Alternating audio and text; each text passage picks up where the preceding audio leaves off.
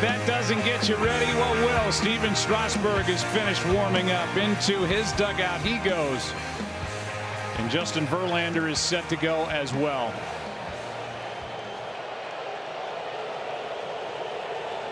Trey Turner first up. We'll give you the lineup when we get a moment here as Turner gets set to go. 3 for 22 in this World Series. Going to be fun tonight, huh? Remember, Turner walked to lead off the ball game against Verlander in game 2 and started what was a 2-run rally, a 2-run double by Rendon. Ball and a strike. Well, you start in January, you put in all the work, you have an unbelievable year, you get to this point, you throw out the stats. This is how you want to end your baseball year if you're Justin Verlander. A win and your World Series champs, and all that hard work and preparation is worth it. Here's a 1-1.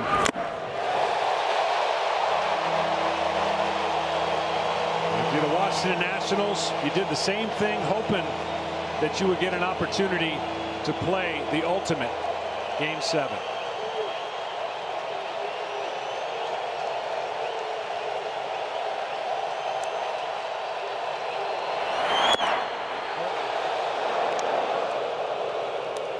This is the 4th time this postseason the Nationals have faced elimination.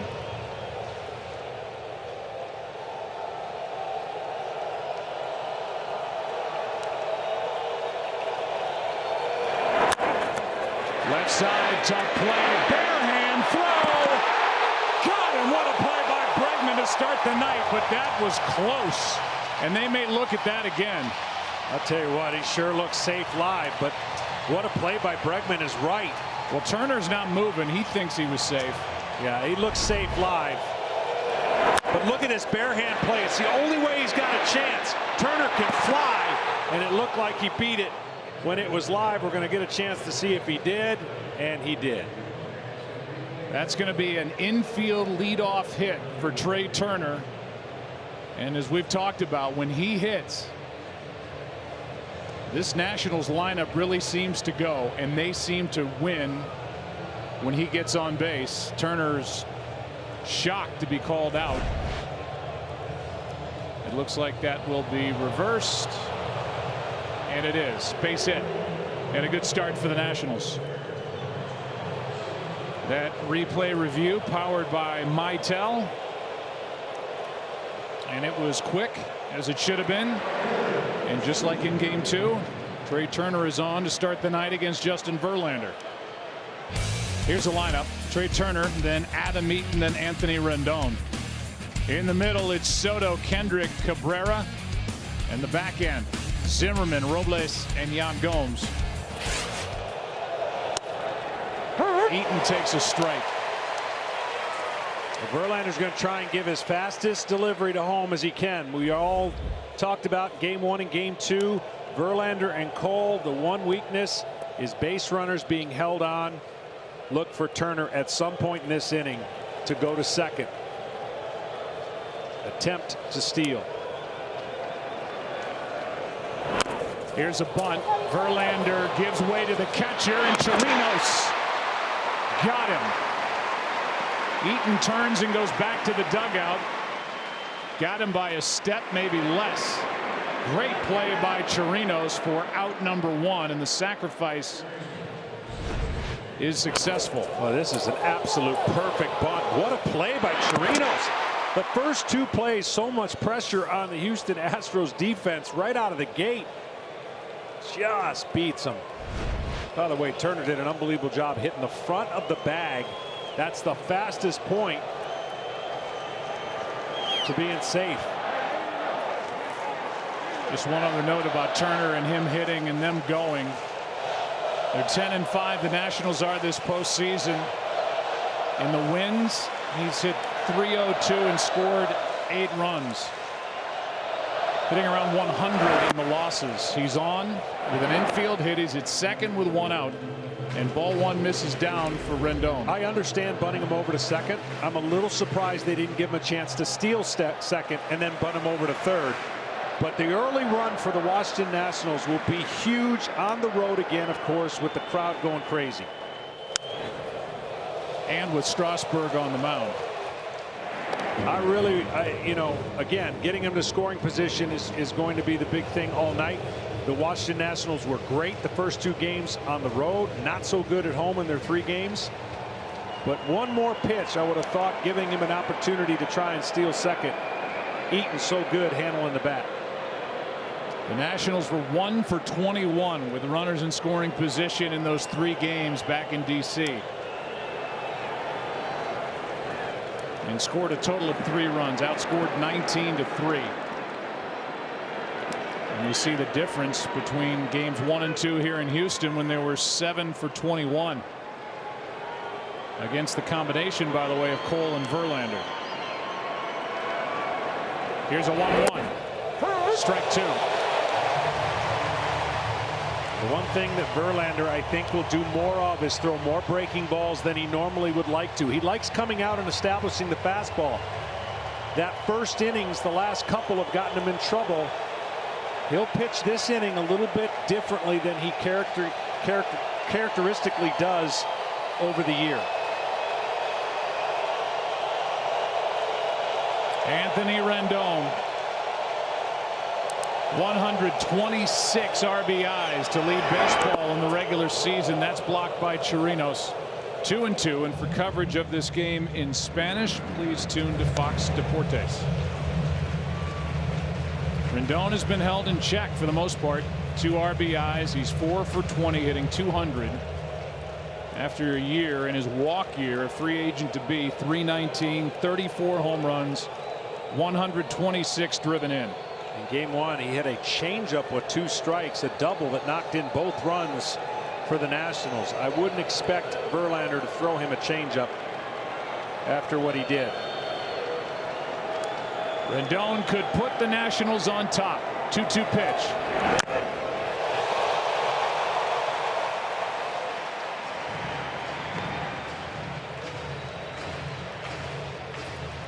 There's the regular season on the left, the World Series on the right. Astros pitching has had the better of Rendon, but that 2-run double in game 2. Huge. At some point, he's going to want to get the fastball up after 3 straight sliders. He'll try to get him to chase and elevate the eyes.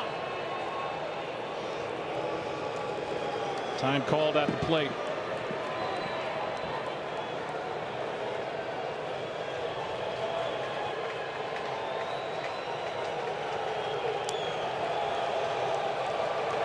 Two. Full count with Juan Soto waiting on deck.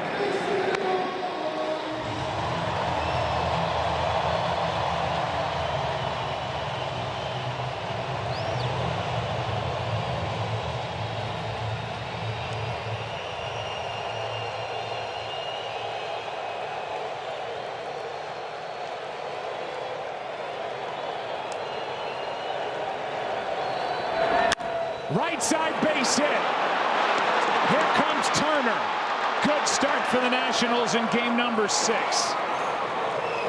Right through the wide open right side of the infield, and the Nationals strike first.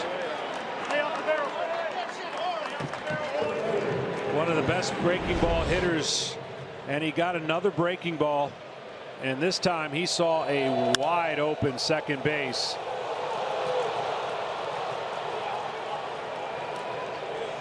Justin Verlander's been around for a long time. He was Rookie of the Year back in 2006. That was before we saw shift after shift after shift. I think when Verlander saw that ball leave the bat of Rendon, he's thinking, just conditioned to think that's a ground ball to the second baseman, and nobody was close to it. They haven't hit one ball hard.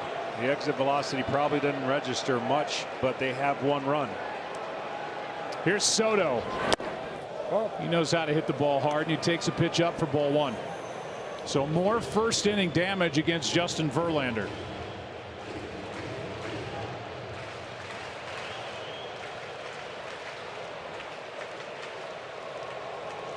First inning runs allowed this postseason in his 6 starts, 10.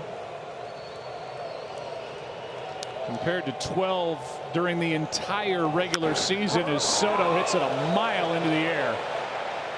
And Brantley is there for out number 2.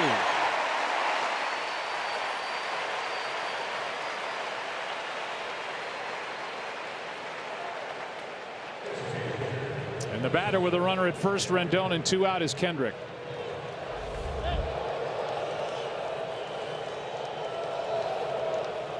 The Nationals, because of the way they're built, actually benefit more than your typical National League team with the DH. They can have Kendrick hit. They get to play as Drupal Cabrera defensively at second base and Zimmerman at first base. That's their best defensive lineup. That's a strike. And Kendrick just knows how to mash the ball. Top average around baseball for the last 3 years combined.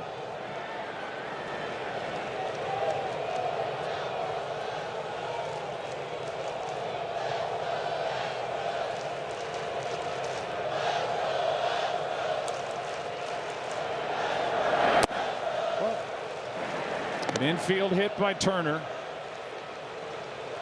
Eaton bunted him to second, and Rendon chopped one through a wide open right side for a 1-0 lead. And Kendrick, with the outfield playing him to hit the other way, waits for a 1-1.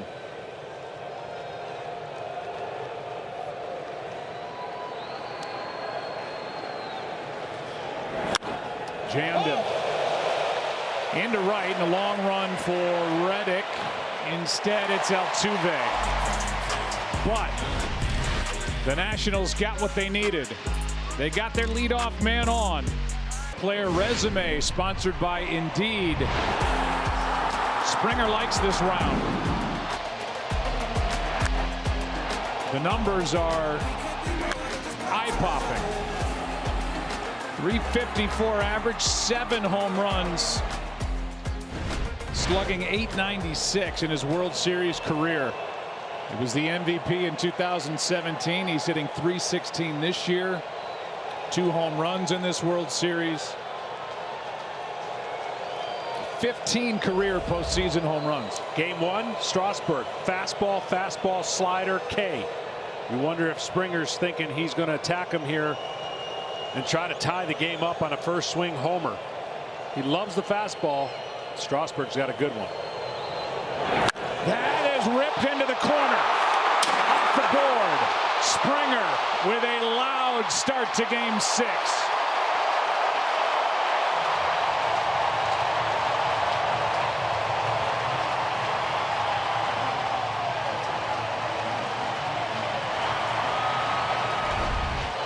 Well, you could just sense he was ready to hit.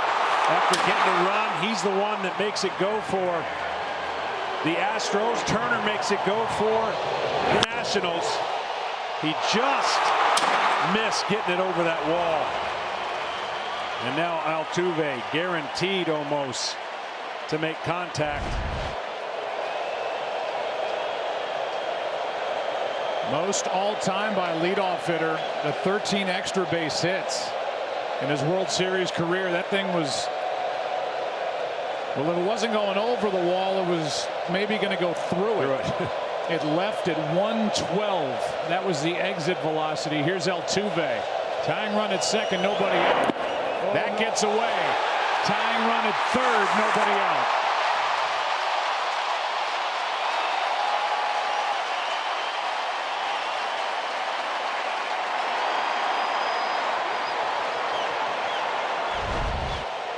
Well, this was the slider, and this just handcuffs Gomes.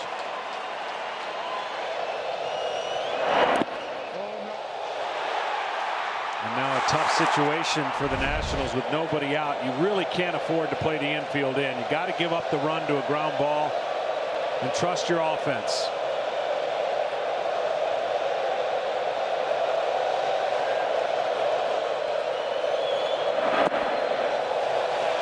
Altuve is a career .367 hitter here at home during the postseason.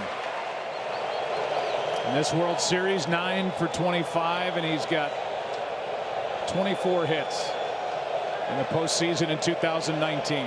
Well, Strasburg was a little rusty in Game 5 and got into his groove and kept his team in it for them to rally to win that game in LA.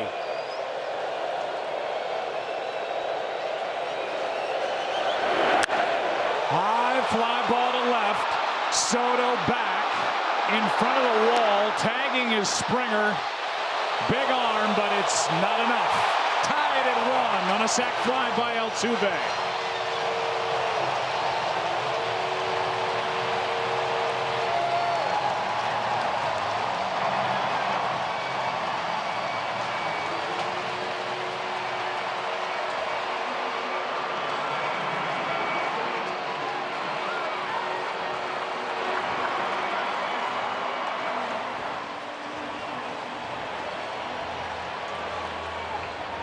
A loud double, a wild pitch, and a sac fly hit to the back of the warning track and left.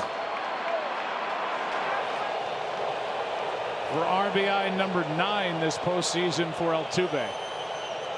And his first in this World Series. Now Brantley, strike 1.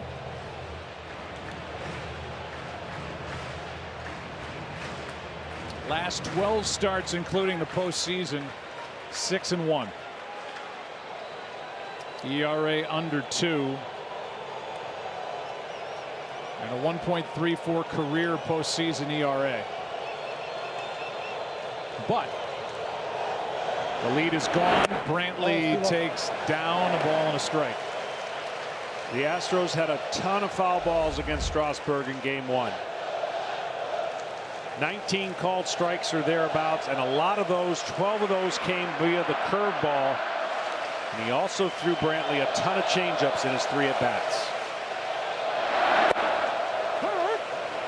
94-mile-an-hour pitch, inside corner for strike 2. Good pitch. And ideally, what you want to do when you face a team twice in relative 5 days, you try to show them early you're not going to go with the formula that you got him out in that previous game, only to save that pitch for later in a crucial situation. 2-2.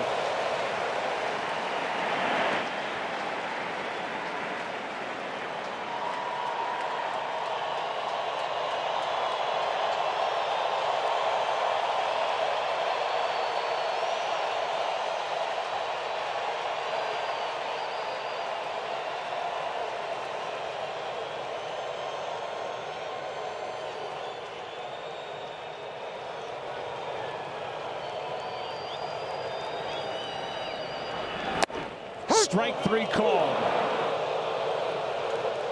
2 out. Yeah, this one's off the plate. And I guarantee you the next time Brantley comes up to the plate, he's going to let him know that that pitch cannot be a strike. But don't tell the Nationals about that. They were upset over a strike 3 call on Victor Robles back in D.C. in Game 5. The MVP chants are back for Alex Bregman, who's 4 for 22. 2 of his 4 hits have left the park in this series, including a grand slam back in D.C. That's down, ball 1. Every once in a while, Steven Strasburg, on that sinking fastball that you just saw, will pull it and get underneath. If he doesn't get underneath it, it has late life, and it's certainly an effective pitch. It's a timing mechanism with his elbow and getting the ball out of the hand and out of the glove a little quicker.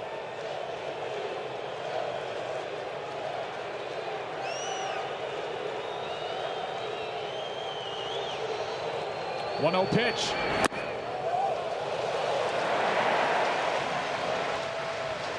What you referenced earlier, John, in the opening, first overall pick by the Nationals in 2009, came up in 2010, struck out 14. Strasburg did in his big league debut, including his final 7 batters. But by the end of the year, had undergone Tommy John surgery, made 5 starts in 2011, and the Nationals shut him down as Bregman shuts it into left. Goodbye, Astros top. 2-1.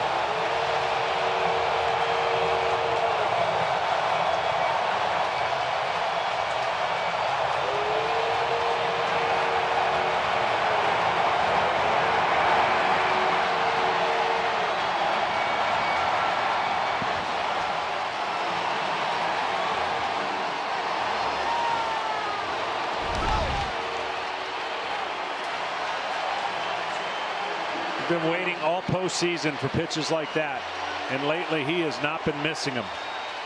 Struggled in the ALCS, heated up in Washington. Wow. And he carried his bat all the way down to first.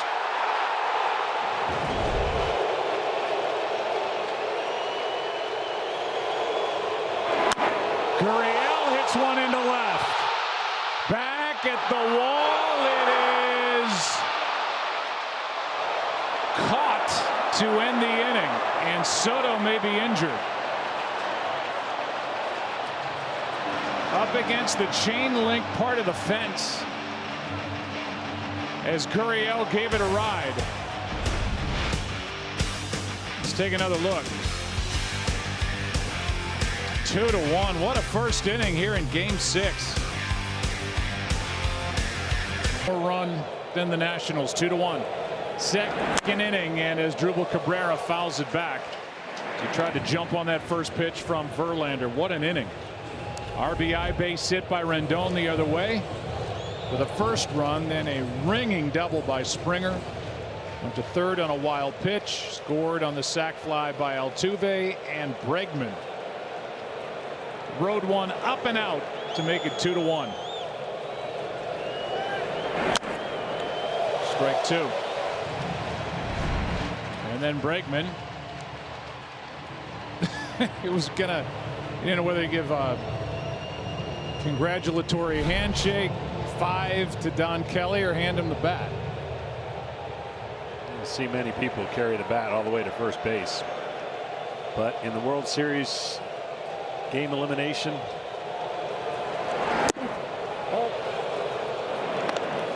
1 ball 2 strikes. the tough spot for these pitchers tonight is they're so good with their fastballs, and the hitters are not going to want to get deep, so they're going to be a little bit more aggressive tonight. And if you can get some quick outs with your fastball, boy, does that bode well. But you're going to have to make good pitches to get fastball outs tonight. There's one. Strikeout number 1 for Verlander, and 1 away here in the second.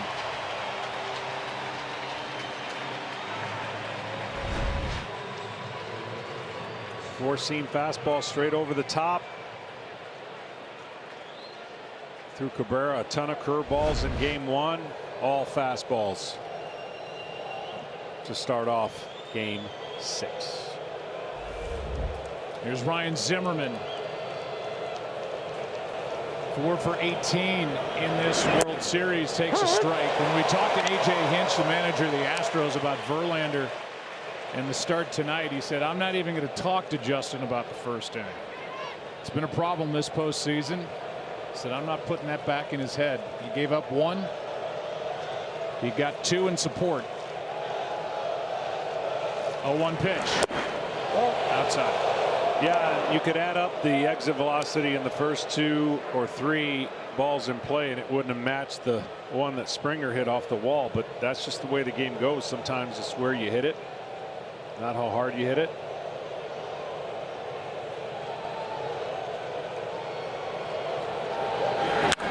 Zimmerman flies one into left toward the bigger part of the park. Brantley has out number 2. Chevrolet is the official vehicle of Major League Baseball and the brand to earn the most J.D. Power quality awards across cars, trucks, and SUVs over the last 4 years. Home plate umpire tonight is Sam Holbrook. Jim Wolf is at first. Doug Eddings at second. Gary Cedarstrom, the crew chief, at third. James Hoy in left. Lance Barksdale in right. Alan Porter back in New York. In the replay room with 2 out, nobody on, here is Victor Robles. High for ball 1.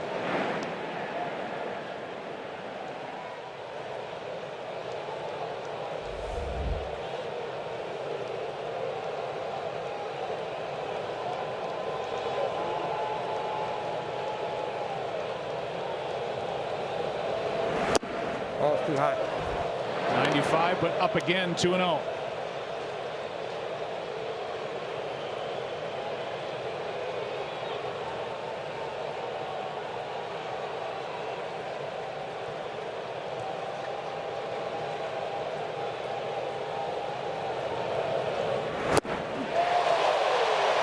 Same spot, 2-1. Fastball's got good life on it. Of course, he wants to keep it up there, which brings that curveball slider back into play. Fingers behind the ball gives the illusion that that ball is rising.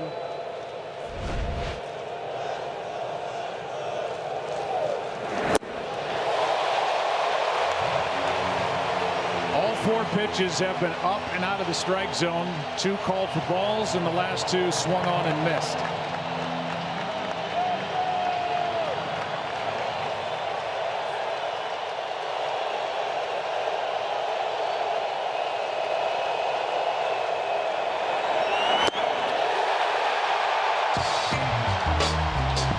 I think the 36-year-old brought his good stuff to the park tonight after 1.5, 2-1 Houston. A display. StatCast AI is powered by AWS, and look at the exit velocity on these balls hit by this young lefty. Well, they needed him to get going, and he had that one click in Washington that felt good, that homer. And now if you're Steven Strasburg, you cannot let the Houston Astros in the first inning change the way you think about your fastball. You got to use it. It's a weapon that sets up your changeup and your curveball. And that's the big difference to me with the Astros losing games 1 and 2 here, going to DC and kind of rediscovering their offense. This is a different Astros team than the one that left here down 2-0. Yeah, absolutely. A little shell shocked. Hard hit, but right at Cabrera. Gathers it, throws it, 1 away.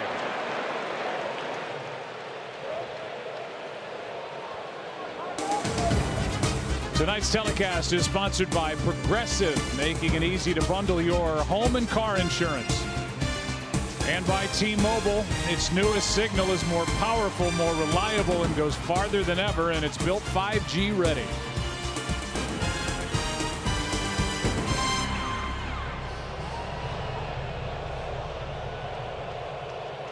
Rainy day in Houston, Texas today. It's supposed to be the same tomorrow. Under the roof here at Minute Maid Park with 1 out, nobody on. Here's Correa. That's down for ball 1. This town is ready to celebrate. The Nationals trying to force a ball game tomorrow night.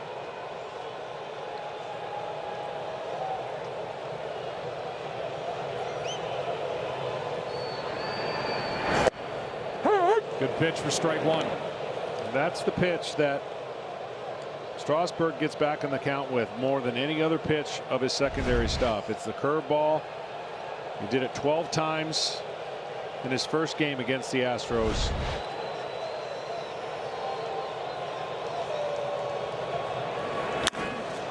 To third, Rendon charges to get the high hop and gets the out.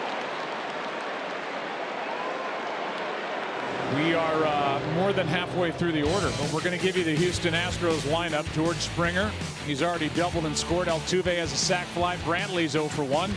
In the middle, Alex Bregman is homered. Yuli Gurriel sent Soto to the wall, and Yordan Alvarez is grounded out. Carlos Correa did the same. Robinson Chirinos is digging in, and Josh Reddick wondering if he'll bat here in the second or leading off the third.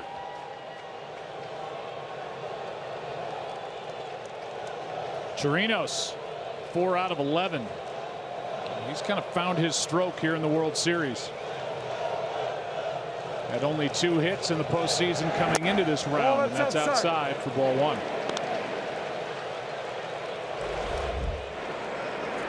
Loves hitting the fastball. You see the 2 homers. Strasburg, if he gets in the 2-strike count, had taken care of him with changeups and curveballs.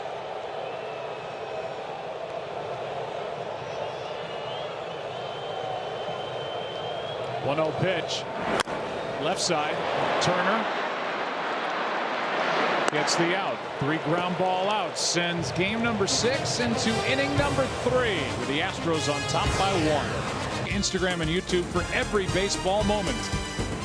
3rd inning rolls in. Justin Verlander rolls back out there, and in steps Yan Gomes, the number 9 hitter, then Trey Turner, then Adam Eaton. Joining us on a headset down in the dugout is the manager of the Houston Astros, A.J. Hinch. Looked like Chirinos might have been crossed up there, and that's strike number 1. Hello there, A.J. You know, they just talked about what the first pitch of the inning was going to be like, so that's a rarity. He was crossed up, talk right? about that one. Yeah, it looked like it. It looked like sometimes you can cross yourself up as a catcher. So maybe he's already thinking about the second pitch. Well, we'll see what that is here. The count 0-1. Gomes 2 for 8 in this World Series. Ground ball left side. Altuve with the longer throw than usual, and this time he's perfect. What do you see from Verlander? Well, I see him settling in a little bit, which, you know, with all the talk of the first inning, and then he gets a soft contact against Turner, and then Rendon, just shows why he's one of the best hitters in the game, and beats a shift, and he gives up a run, but he settled in. I thought the second inning was very critical for him. He was relying he's trying to find the slider, which he threw a ton of them to Rendon, and then he got a couple of pop-ups on some fastballs. So I've watched this guy over the last couple of years just settle in and get stronger and stronger, and I hope that's the case today. Trey Turner at the plate. Part of that soft contact in the first inning, but he beat the throw at first. When this guy gets on, he really starts trouble for them, doesn't he? Yeah, I think it bothers the JV. I think it bothers Robbie. I think it bothers me too. So none of us like to have him on the base, and an exciting player, obviously. And the more we can control him, the more it helps our innings. 1-0 pitch is flied in the air to center. Springer says he has it. Here's the last question I have for you. With all the talk of Altuve, he's been unbelievable. Your cleanup hitter just went deep. There's something about Springer starting your lineup, and he started it with a bang tonight. And in the World Series, he just likes the big stage. Yes, he does. And I like him on the big stage, especially when he kicks things off for us. Never put too much pressure on any one of your guys. One of the beauties of our team is we can spread it around, and any one guy can hurt you. But we're usually pretty good when George is pretty good, and that tonight was important after we gave up the run for him to hit a bullet, get to second, hustle play to third, and then score on a sac fly. Kind of re-energized our dugout in the right way. 2 out, nobody on. It's only been 4 pitches this inning, AJ. I know it. This is a very important pitch for you and me both. Is this going to be our goodbye? I hope so. I hope it's a pop up to center. George can catch this one too. Have you ever wanted to take a headset off more than you do right now? I just want the 3rd out. Strike 1. Thanks, AJ. All right. Go back to work. Take care. All right. Eaton dropped down a sacrifice bunt his first time.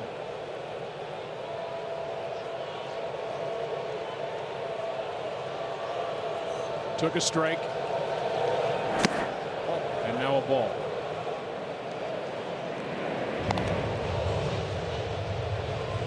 Verlander's getting the fastball at the upper tier of the strike zone, which is what he wants, because he keeps that curveball for when he needs it. Foul. Strike 2. So in other words, fastball slider is going to be his emphasis on getting that pitch somewhere close to the strike zone. But then when he needs a strike, or he needs to slow the hitter down, it feels like he's on his fastball, he's going to throw that big curveball, and that's going to just get them out in front, and usually it's an out.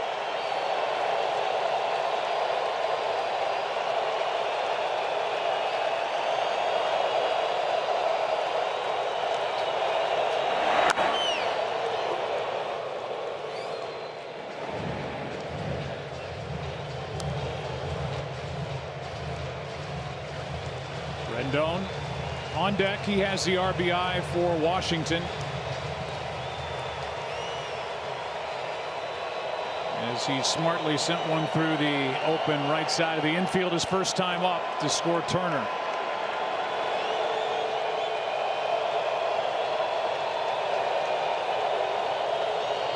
Here's a 1-2.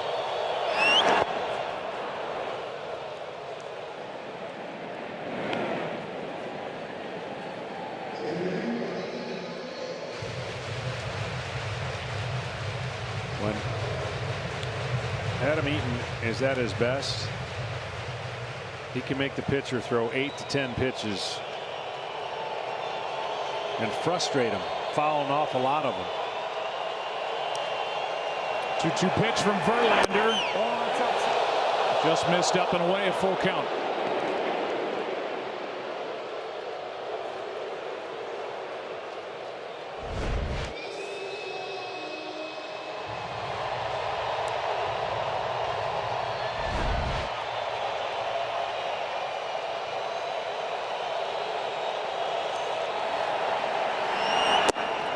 That's a 2-out walk to Adam Eaton.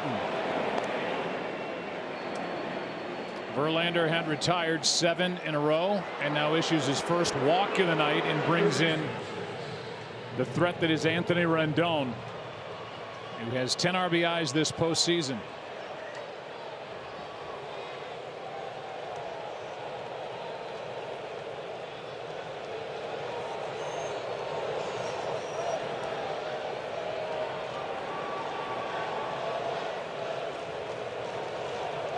Every first pitch to him the first time they faced each other was a fastball. Then he went to work on 2 of those at bats with sliders. You saw that again in tonight's game. That was pretty close. That's about Verlander's best move. Trying to catch Eaton, and Eaton got back to the bag. So if you're Rendon, do you go up and you see this pickoff move? When you're Rendon, do you go up there thinking fastball, aggressive, and do damage on the first pitch, especially with Eaton on? Verlander's going to want to get ahead of the count. Well, they vacate the right side of the infield again. Rendon took a slider the other way for the RBI hit back in the first.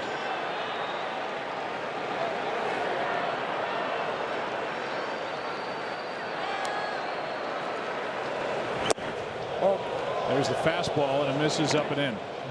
Because even if Eaton doesn't go, he wants to make Verlander believe that he's going to go at any time, which therefore messes up the timing towards a great hitter in Rendon.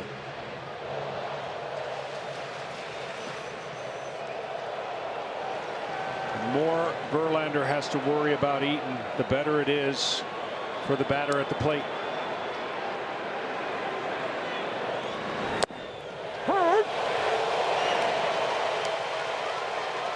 Tom Verducci.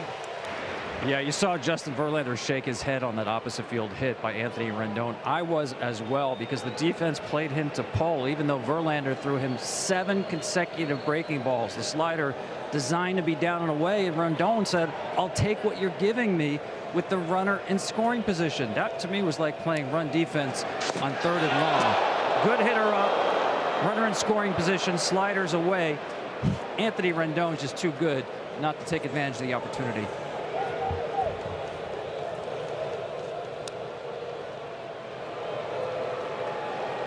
Two pretty good moves that Adam Eaton has seen, able to get back. Eaton has not attempted a steal this postseason. That's strike 2 on Rendon. So now the element of steal comes in a little bit more with 2 strikes.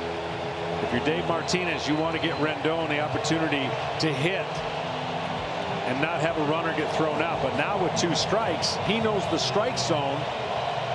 This is the time, I think, if you're going to steal a base, you could do it with 2 strikes.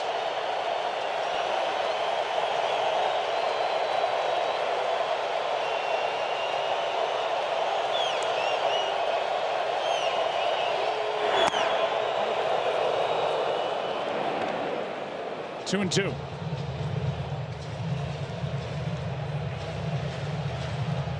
If you're a base runner, you're trying to figure out the timing of the pitcher. He hasn't held the baseball.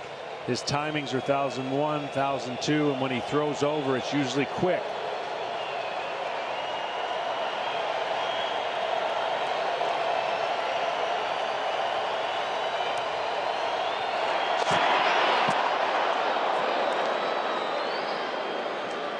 And as a pitcher, if you're thinking about changing things up, you want to get a little bit of a hold as long as you can, then throw over just to show him you're not going as soon as you come back to stretch in less than 2 seconds.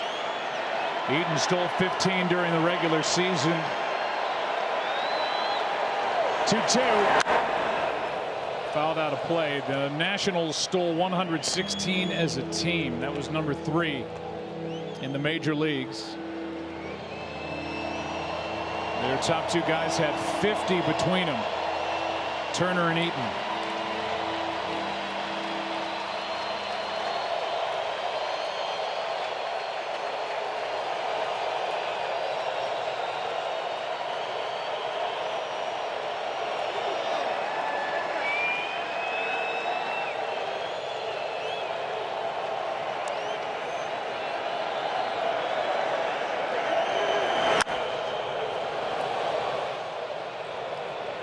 Still 2-2. These Nationals on the morning of May 24th, they woke up 12 games under 500 at 19-31, and since that day these two teams have the exact record at 84-43.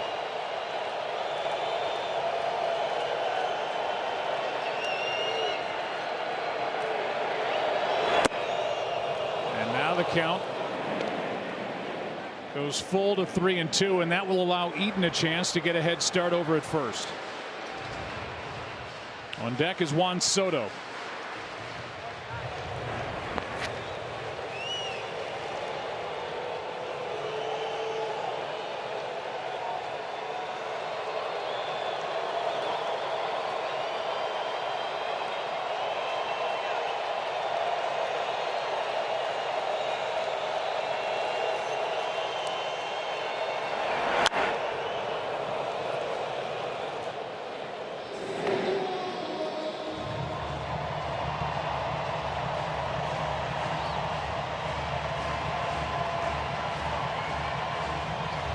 This will be the 9th pitch to Rendon.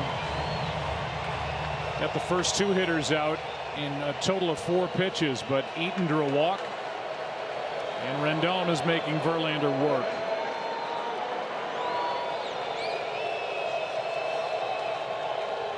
Runner goes. Another foul.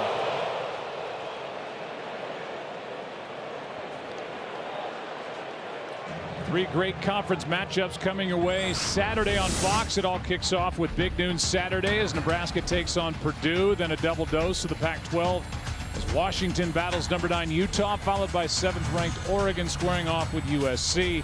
All on Fox and the Fox Sports app. The toughest read for a pitcher and a catcher. Is he just missing your fastball, or are you beating him and that's why he's fouling it off? If you're beating him, you stay with the fastball. He walked him. Back-to-back walks, and now Juan Soto walks to the plate, and he could do big damage here for Washington. That didn't miss by a lot. Didn't miss by a lot. Tremendous discipline for a guy who fouled off the pitcher's pitches and took a nasty one.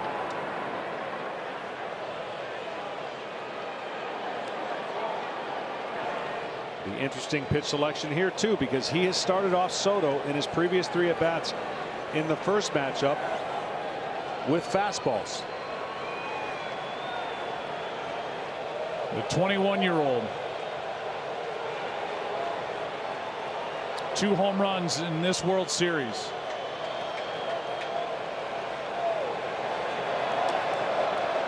Opportunity for the Nationals, and that's out of play. 95 from Verlander.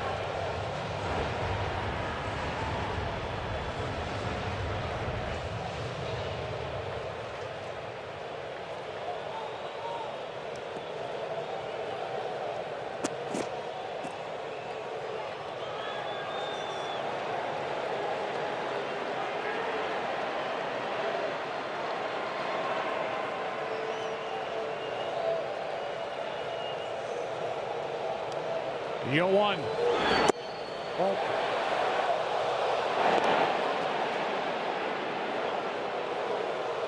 They've done a nice job against this team We talked about the 2-out success that the Nationals had coming into this World Series. It was phenomenal, and you knew at some point it had to maybe not stay at that rate, but that 1 for 21.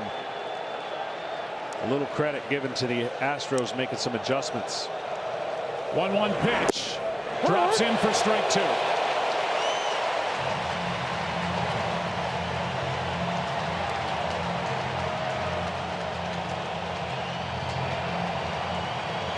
Not all pitches are created equally, even in the early innings. These are stress deliveries for Justin Verlander. Yes, they are. Now the young man will, Soto will spread out, try to shorten the strike zone with no stride. And if he's vulnerable anywhere, it's fastball up and away when he gets to 2 strikes like this.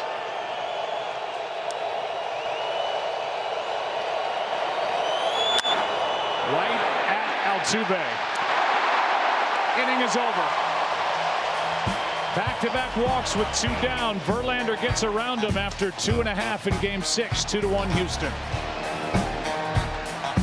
At the table, there'll be time enough to count.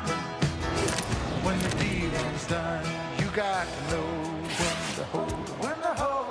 This pitching matchup rolls into the bottom of the 3rd inning. Verlander and Strasburg. Now it's Strasburg against the 9-1 and 2 hitters. 2 runs in the first for Houston.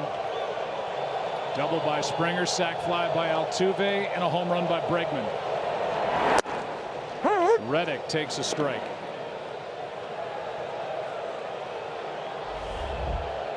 Soto just grounded out with 2 on and 2 out in the top of this 3rd inning. Games 1 and 2 combined, the Nationals scored 9 runs with 2 outs. None over the last 3+ games. Oh, that's inside. Pretty good pitch. Strasburg doesn't get it. 1 ball, 1 strike. Real good pitch. And his 2-seam fastball, which you see the velocity, has such incredible movement, not to mention how much movement his changeup has.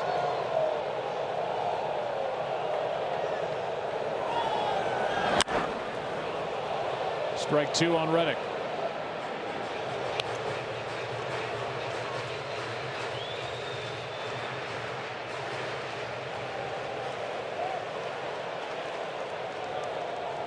And with 2 strikes, Rendon moves even farther to his left.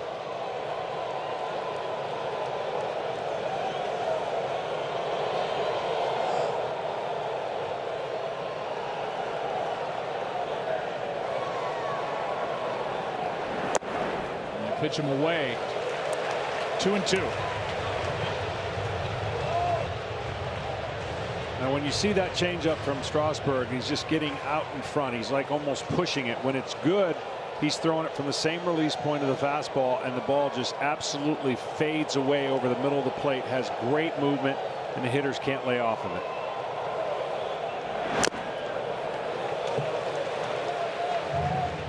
Strasburg's ability to throw strikes with 4 pitches is uncanny. It's what makes him special. You know, he's canned the delivery a long time ago. He just pitches out of the stretch. But he can throw his curveball anytime he wants for a strike. Doesn't throw quite as many sliders anymore. And of course, fastball changeup.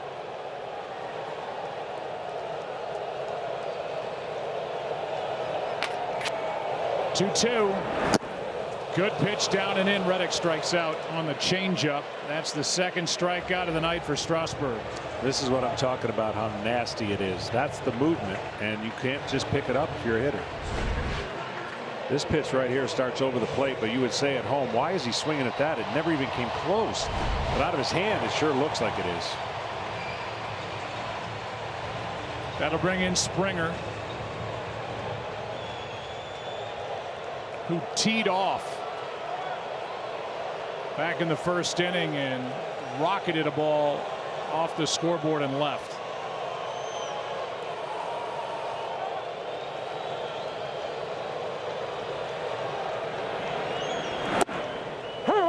Strasburg comes right after him with a fastball. But these numbers in the World Series for Springer: 7 home runs from the leadoff spot. That's the most in World Series history. Earlier in this series, homered for his 5th straight game in a World Series. He was the MVP in 2017. With 7 World Series home runs.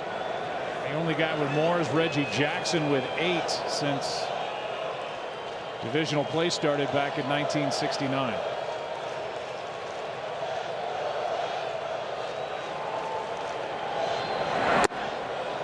That's a strike. 1-2. See, for most people about 15 years ago, that would be considered a good two-seam fastball. That's his changeup. Throws it off the last 3 fingers of his hand, and making sure that, you know, when you go in your glove, you don't show any deviation in the glove. Anything that the hitter knows you're changing the grip or giving away a pitch. That's why he'll make that little movement right there. Ball no. Held up somehow. 2-2. You'll see from this camera the changeup grip.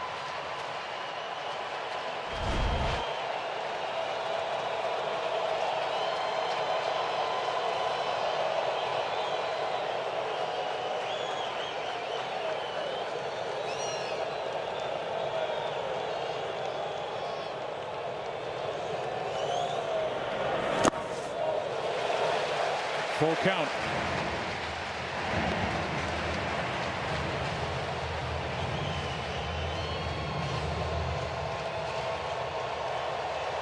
Well, he's thrown him everything this at bat. I wonder if he'll go to the 3-2 changeup and trust that Springer will be aggressive.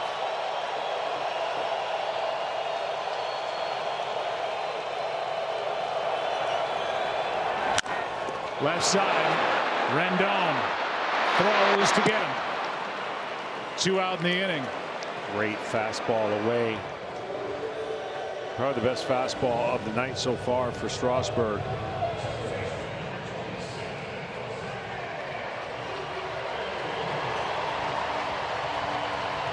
And with 2 down and the bases empty, Altuve will step to the plate. That sac fly, his first RBI in this World Series. His 9th of the postseason to go along with his 5 home runs. And his .353 average.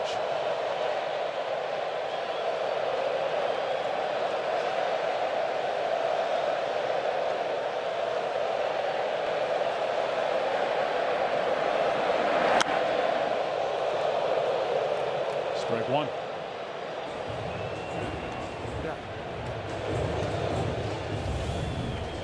Hard to argue with the success that Altuve has.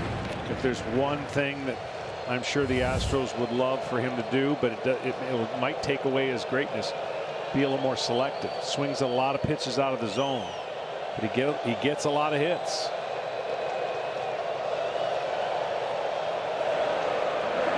Almost clipped him.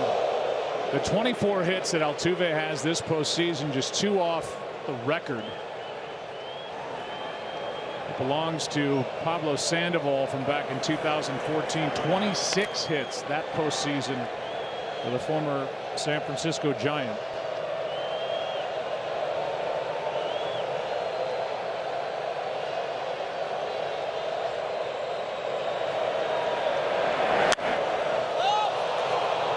That's behind the second base bag.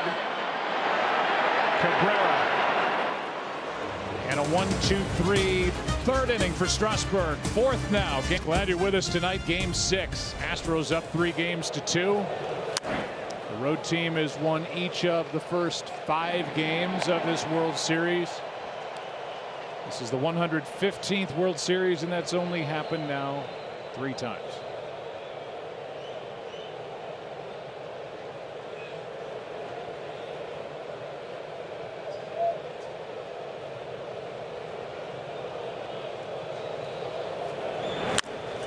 To third and foul.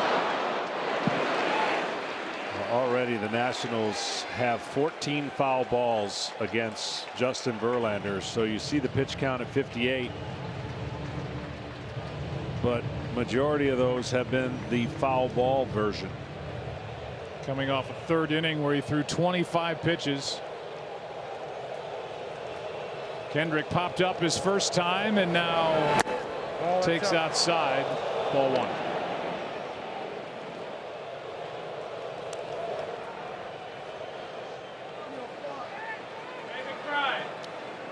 Top three in the order, not required to sit together in the dugout, but just choosing to do so. 1-2 pitch. That's into left center field, a base hit. Brantley over to cut it off, and Kendrick is on to start this fourth inning. It'll bring in Cabrera. Tonight's telecast is sponsored by Chevy. Chevy has earned J.D. Power Quality Awards across cars, trucks, and SUVs. Tonight's aerial coverage is brought to you by State Farm.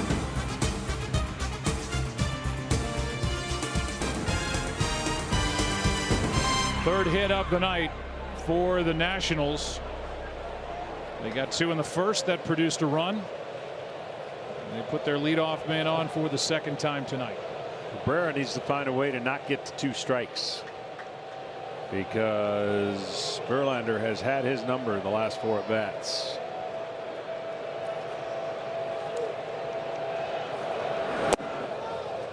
Fastball misses up, ball one.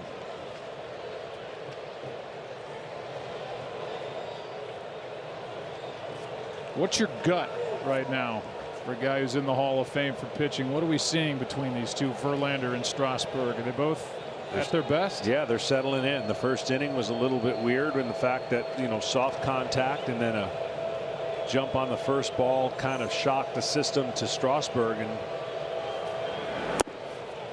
I think ultimately when you get into this spot, all you want to be able to do is you don't want to pitch defensive. You want to be on attack, and you got to make certain adjustments if the offense is treating you differently. Like the first thing your radar tells you is, are they all swinging at the first pitch? Are they trying to get to my fastball?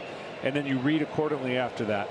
And so far, Verlander, we mentioned the foul balls. He's been trying to get that fastball at the top of the zone and missing just a little bit. That's foul.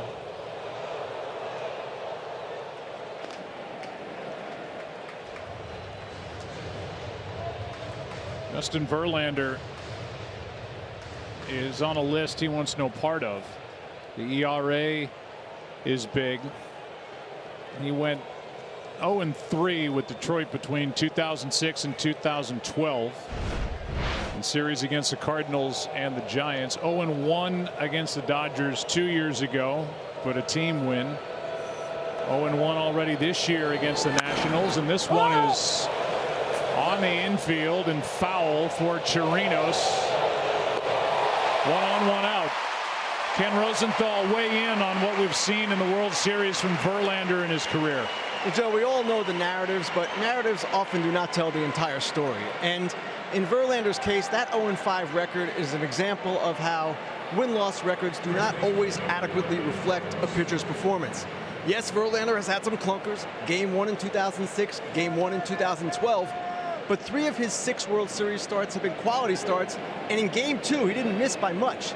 So if you go back to 2017, that World Series against the Dodgers, he actually pitched quite well, but in each of those games, the Astros scored only 1 run while he was on the mound. So, John, what do you think? Is this fair or not?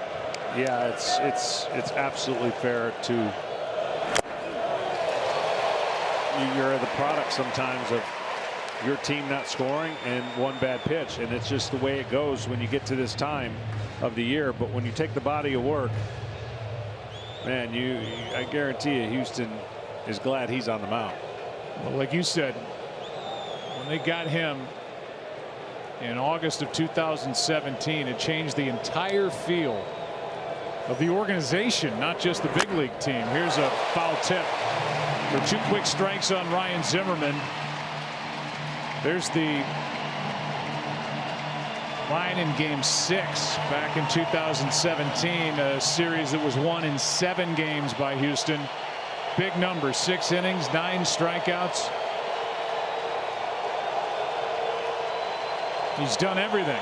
Rookie of the Year, Cy Young, MVP, World Champion, 3 no-hitters. But he has not won in a World Series start.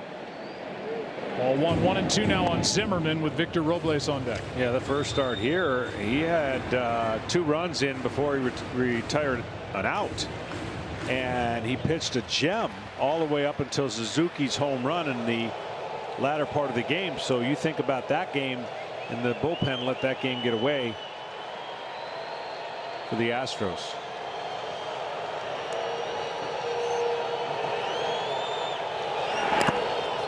Chirinos a good block. Checklist is there, and it's pretty much unlike anybody else's. Rookie of the Year, Cy Young Award, MVP. Those 2 came in 2011. No hitter. He had his 3rd this year. He's 120. Struck out 300. Did that this year at the age of 36. He's been a world champion. Was the MVP of the 2017 ALCS. And that rotation leader for the Astros, despite not getting a win in the World Series. The guy's, since he's come to Houston, and obviously before that, but his numbers with Houston are phenomenal. They sure are.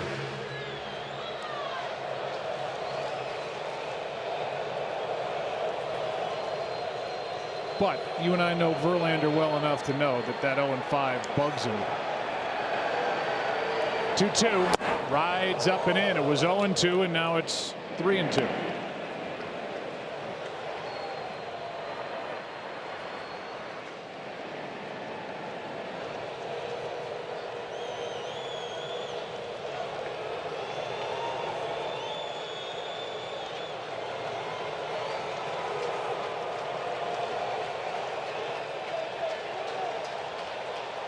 Zimmerman, a home run in this series back in game 1, has 2 RBIs, and that 3-2 pitch fouled off to the right. Zimmerman got a little in between there, and a fastball he just had to foul off. He's probably looking for something middle in and maybe spinning.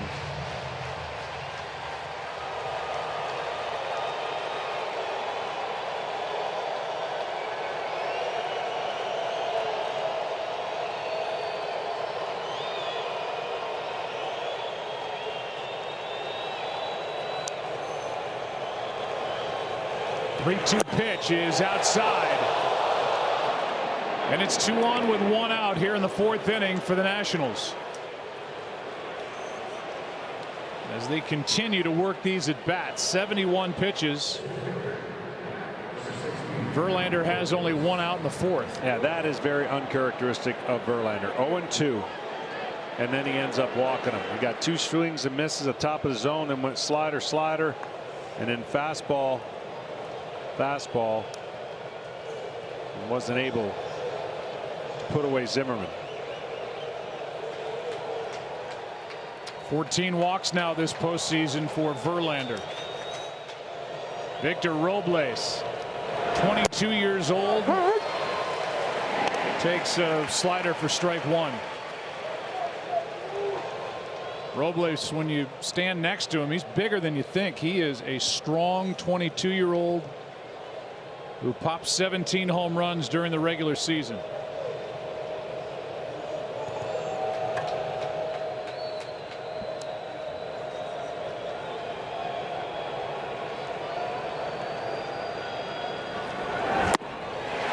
Strike 2. Still a young guy, had that reaction after being called out on strikes in the 7th inning of game 5 on a pitch. It looked to everyone, especially Robles, like it was outside. Lost his temper. Talked to his manager, Davey Martinez, afterward and apologized for losing his cool.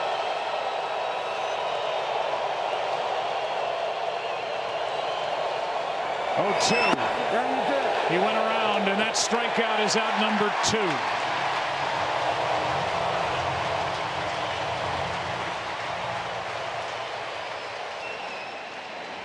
And the batter will be Yan Gomes with a runner at first. Zimmerman 2 out after this check swing. He kept walking that pitch further and further away after Robles showed the inability to recognize the spin.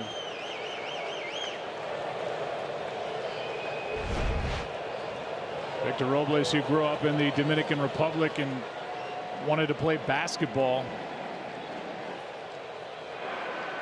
but chased the baseball dream. And with runners at first and second and 2 down, the batter will be Gomes. A hit and a walk in the inning. That's hit down the line into the corner, hooking and caught to end the inning. Brantley got there, and before it crossed the white line, it's ruled a fair ball for the Astros. Most importantly, it's out number 3, bottom of the 4th inning. Houston bats up 1. Out looking on a pitch he thought was outside. Back in the 1st inning, then Bregman, who is homered, and Yuli Gurriel against Strasburg.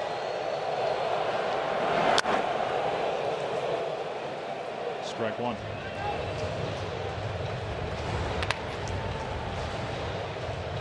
Talking about Strasburg earlier when Bregman homered in the middle of my beautiful story about how they shut him down back in 2012. Just over a year removed from Tommy John surgery. And here they are in 2019. Strasburg on the mound. Contract questions after this World Series, though, as that breaking ball is a strike. He can opt out of his deal. Has a 72-hour window to decide whether he wants to opt out of the last 4 years, $100 million. Mike Rizzo sweating through this one in the seats. No balls, 2 strikes on Brantley.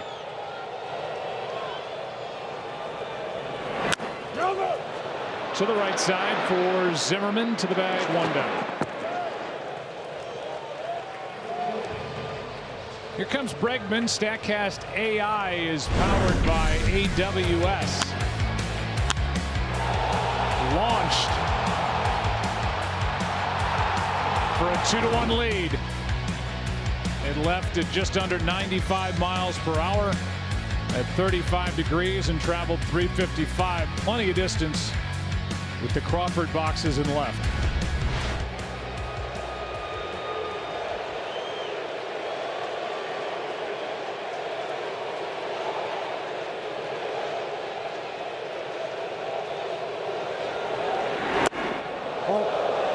Breaking ball for ball 1. What we didn't show you is in the StatCast era, it's the longest distance that anyone's ever had the bat in his hand before he let it go.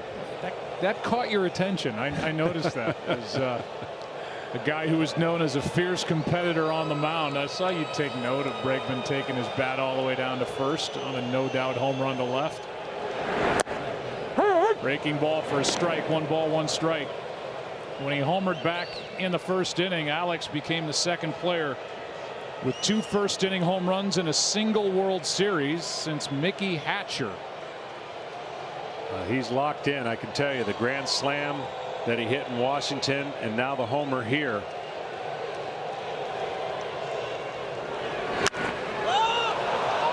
On the infield, Zimmerman says he has it.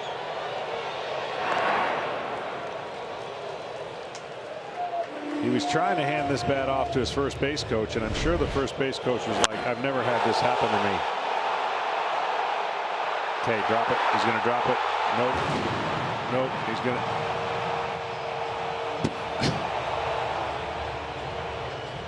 That was Altuve's reaction.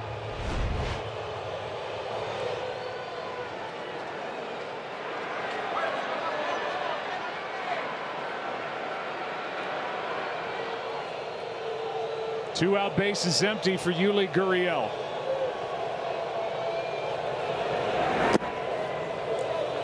Ball 1 in the dirt.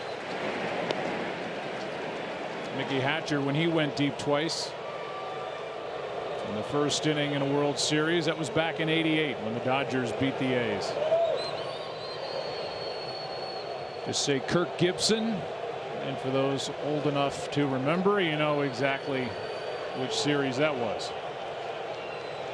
And the last time the Dodgers won it all. That's it. And these young guys are tired of hearing about 1988 on the Dodgers roster. 2-0 the count. Gurriel flied to the wall in left. His first time since Soto back up against that chain link fence. 2-0.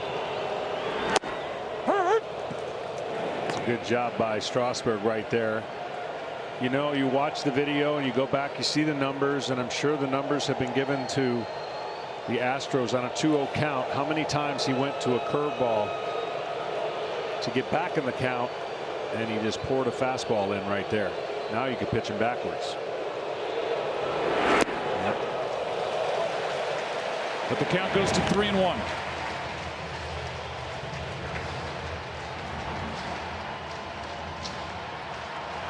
The slugging DH Yordan Alvarez on deck.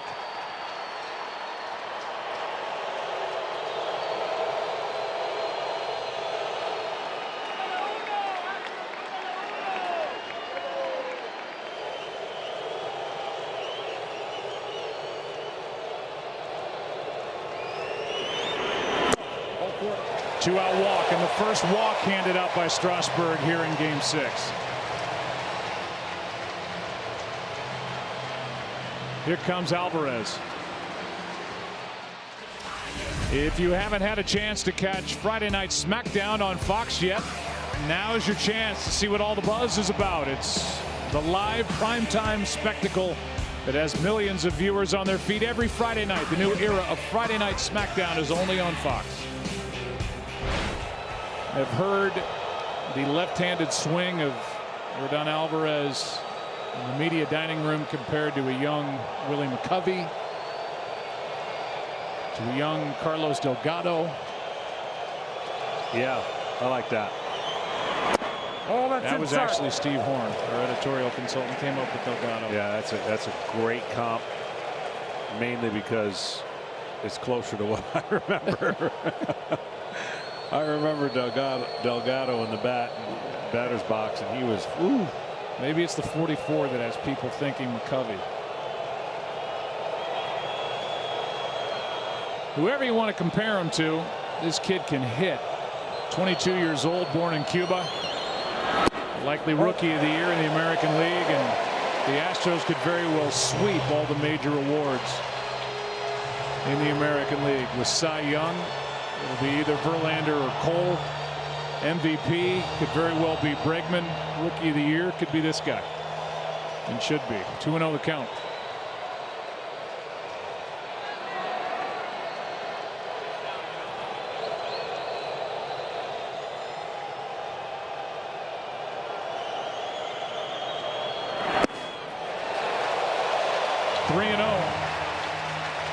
Uncharacteristically again, not many walks out of Strasburg, and he's overthrown the breaking ball just a little bit. Pulled the last couple, trying to make that perfect pitch.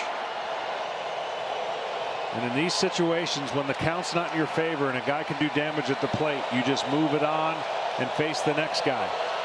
You do not give in.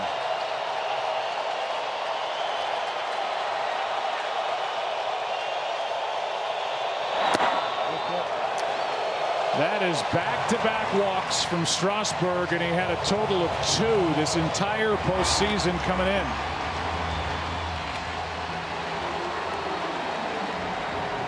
And now with 2 on, there are 2 out for Carlos Correa.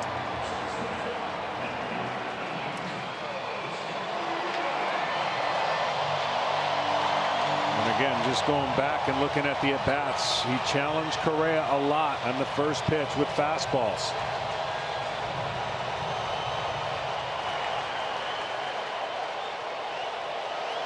This will be the highest pitch count of any of his first 4 innings. Correa hit a 2-run shot in the 4th inning in Game 5 2 nights ago. He's got 2 on here, 2 out. Astros up 1, and that's inside.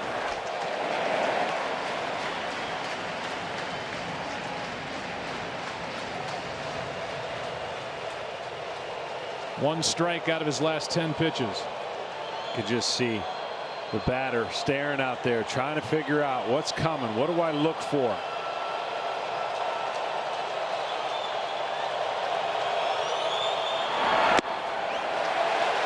All of a sudden, Strasburg has hit a little wild streak here. Yeah, the curveball, the breaking ball. He's trying to be a little bit too fine with it, maybe spinning it a little firmer, and he's pulling it away, trying to keep it out of the middle of the plate. Down 2-1.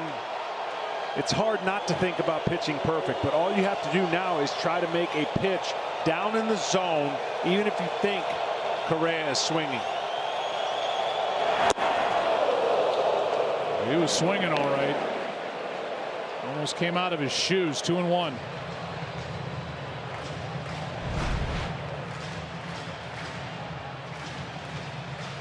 That looked like the 4-seam fastball instead of a 2-seam fastball.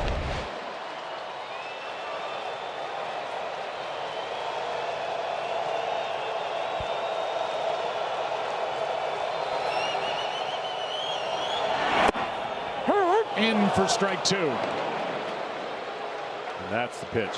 That pitch down, sinking action, the bottom of the zone. There's the 2-seamer, and that is just really, really tough when you're expecting something else, especially looking middle to middle up.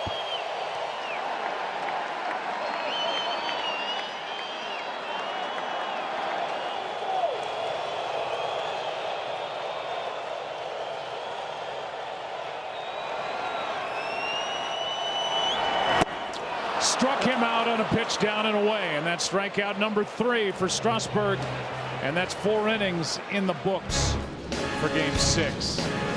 We're in Houston. Astros up 3 games to 2 and leading 2-1. Back after this from your local Fox. New inning. We are into the 5th. Verlander deals a strike to Trey Turner.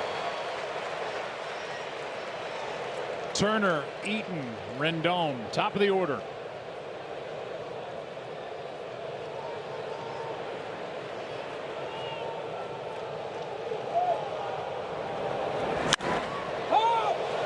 That's into right, foul ball. Can Reddick get there, or Gurriel? Boy, Gurriel has played the heck out of first base. Not easy. 1 down.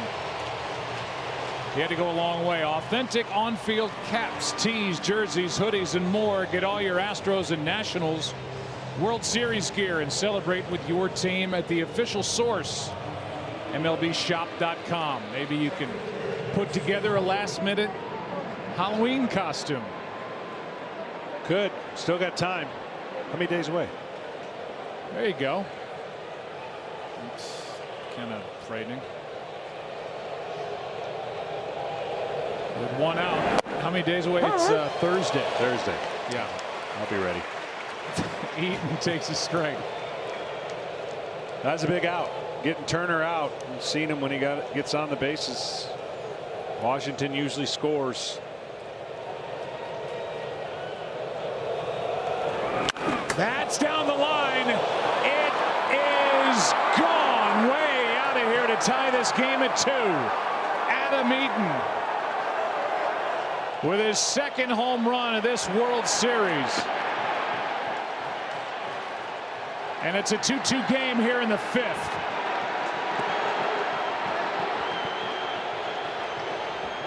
I thought I heard another sound after the ball hit the bat, and it was the backswing hitting Chirinos. See, he goes in there to try and get this curveball. Watch the follow through. Catches him on the mask. Knocks him back a little bit, but at this point, Eaton is locked in on where that ball's going.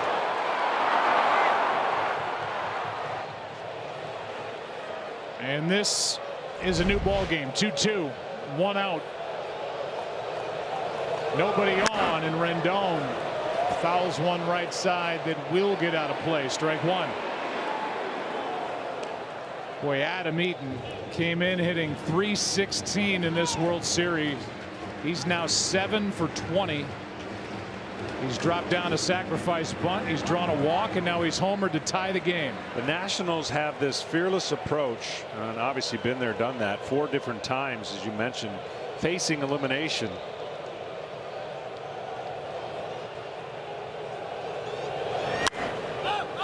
Rendon pops it up foul. Chirinos is out of room. Let's go back to the home run by Eaton. This slider right here came out of the side of Verlander's hand. See how it did not have the late break down?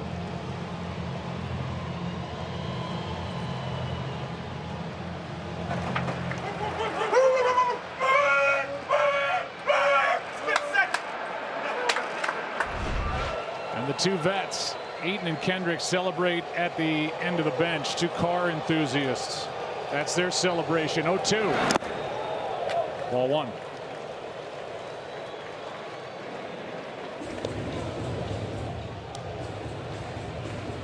Adam Eaton came up with Arizona in 2012. He's been with the White Sox his 3rd year with the Nationals.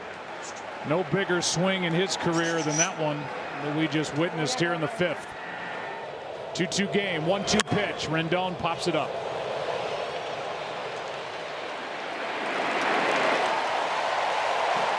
Reddick takes care of out number 2. Tom?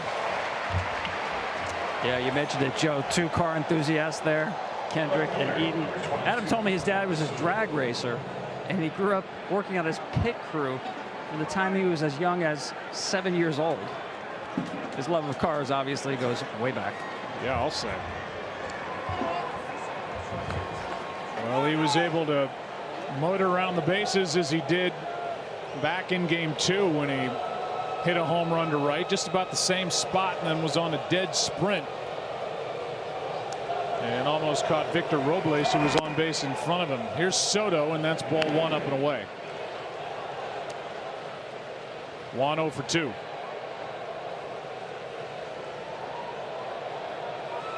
Verlander got him on a ground out with 2 on 2 out to end the top of the 3rd his last time.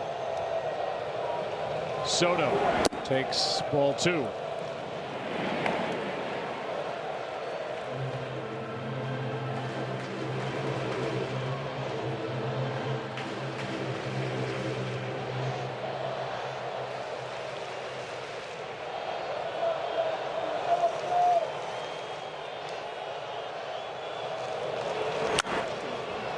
That's back, and a foul ball hit the roof and drops untouched.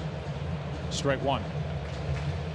This is what Soto does early in the count, and then with 2 strikes, he takes it from a turn position to a stretched out position, widens his stance, uses more of his hands.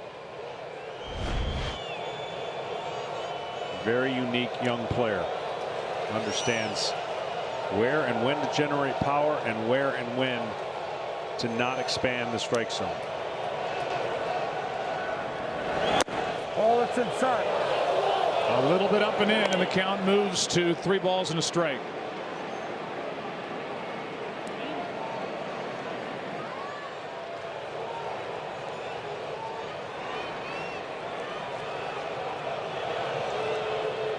.34 regular season home runs for the now 21-year-old Juan Soto. That is hit in the air to right and way out of here. Wow.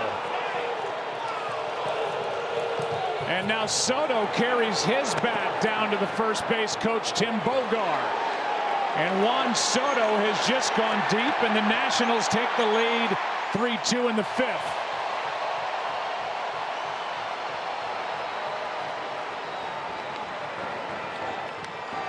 It left his bat at 111 miles per hour.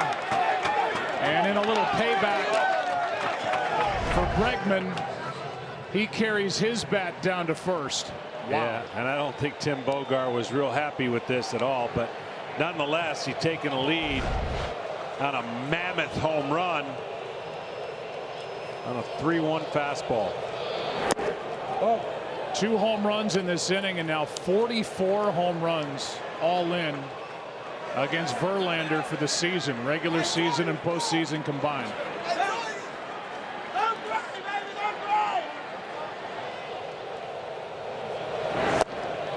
Kendrick, 1 ball, 1 strike.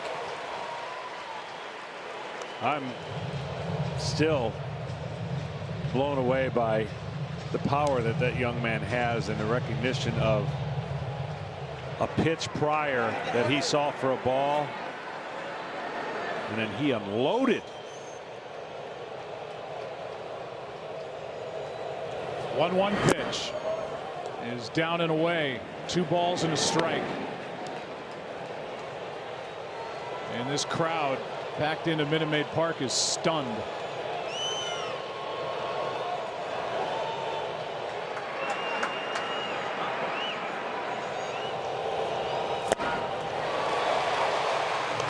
Two and two.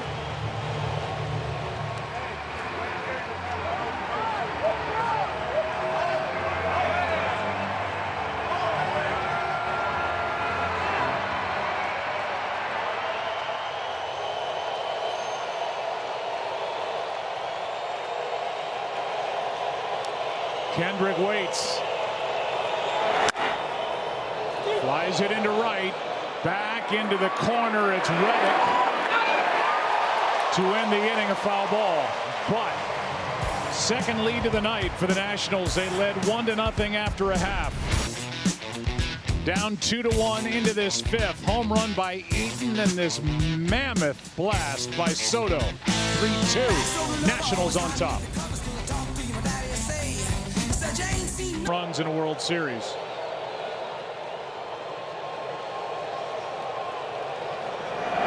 Breaking ball from Strasburg in for strike 1 on Chirinos. He's also the first to have a home run at 2 different ages in the same World Series. Hit one at 20 and gets a couple more at the age of 21. Chirinos grounded out. His first time, now takes a ball. I will say this, the Nationals are not intimidated, and that young man's not intimidated. Some people might read his antics in the box a little differently, but he wants to own the box, and he wants to let the pitcher know that he's not intimidated, and he has been showing out all year in a way. We got to talk to him, and amazing young man at talent, 21. Off the end of the bat, strike 2 on Chirinos. Give you a summary here as we play in the bottom of the 5th inning of Game 6 of this World Series, with the Astros up 3-2, but the Nationals now lead on the strength of 2 home runs in the top of this inning. One by Eaton and then a 2-run shot by Soto in the middle. Rendon flied out to right. Bregman went deep for the Astros. Gave them a 2-1 lead back in the 1st, and that one's inside. 2-2.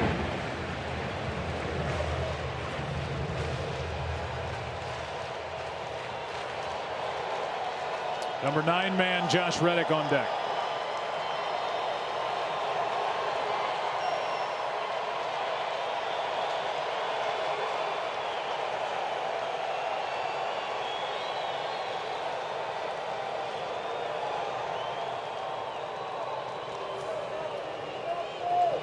Think about the 2 home runs that Juan Soto has hit here in Houston in this World Series. Took Garrett Cole up onto the train tracks and left in Game 1, and just took Justin Verlander into the second deck in right.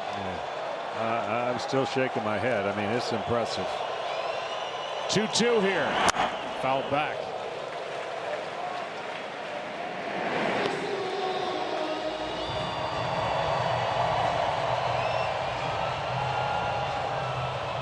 He just made this ballpark look so small.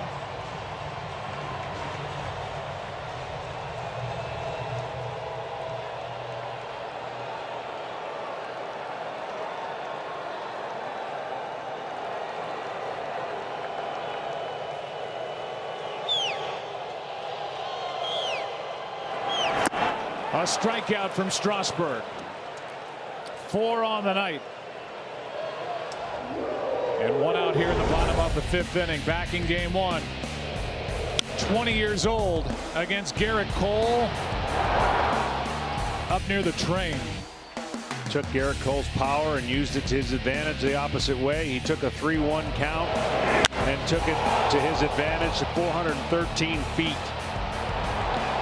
This is the most recent moonshot, and the alert brought to you by YouTube TV. History happens live.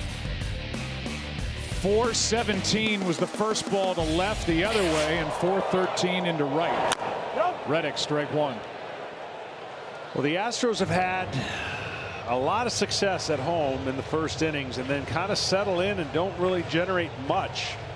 They're going to have to find a way to get right back with runners in scoring position and get a way to tie this game or take the lead. It's been early success.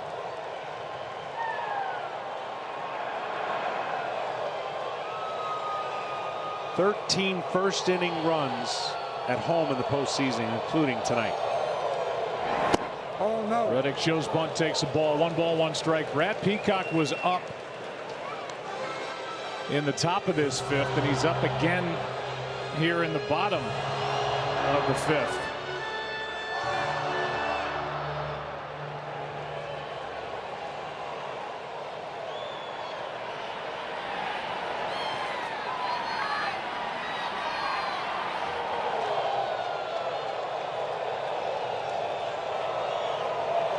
One to Reddick. Fooled him. A great changeup in the count 1-2. It's just such a good pitch. I mean, it is the movement on that pitch when he stays behind it and doesn't get his elbow below the ball. See that just turn over and disappear.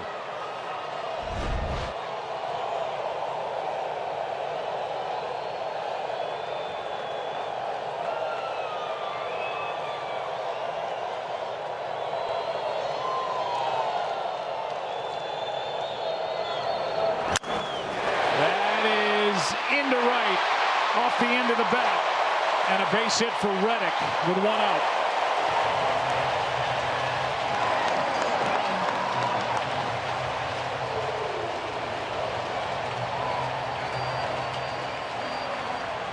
Golden opportunity here for the Astros now with their World Series star George Springer digging in.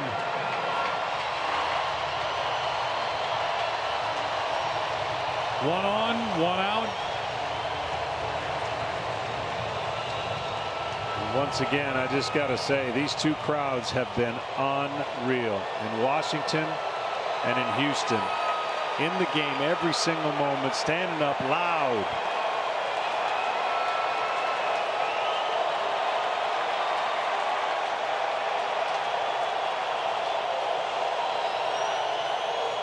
Springer takes a strike.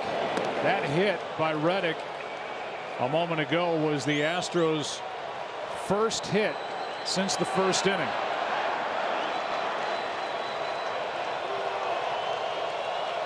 When Bregman homered with 2 out.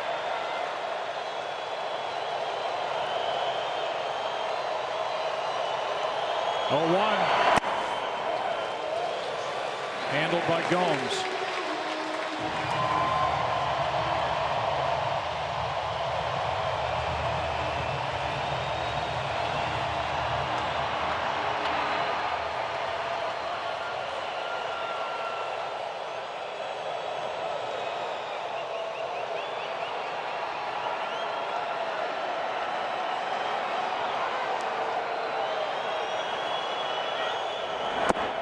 Inside corner for strike 2.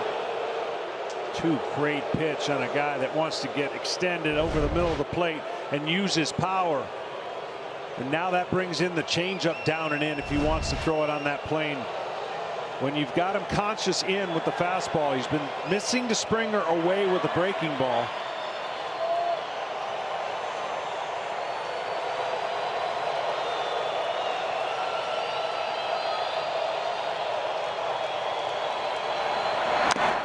Just got a piece.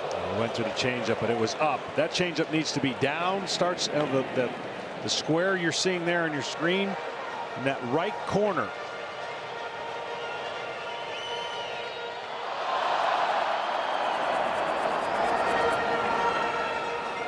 type of changeup that Strasburg throws is easier on the eyes against a left-hander because he's got it fading away from a left-hander. You have to have a different sight and a different thought process against right-handers, and you got to almost pretend that the guy's not in the box as a right-hander because you want it down and away as if a left-hander was in there. So down and in to a right-hander is the spot.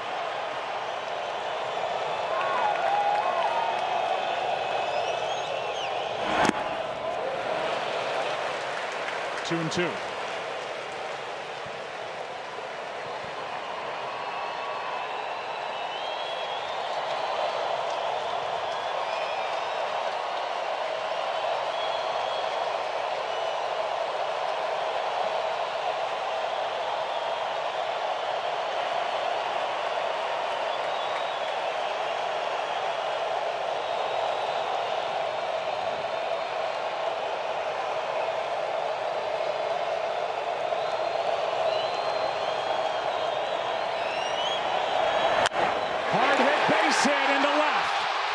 Will go to third.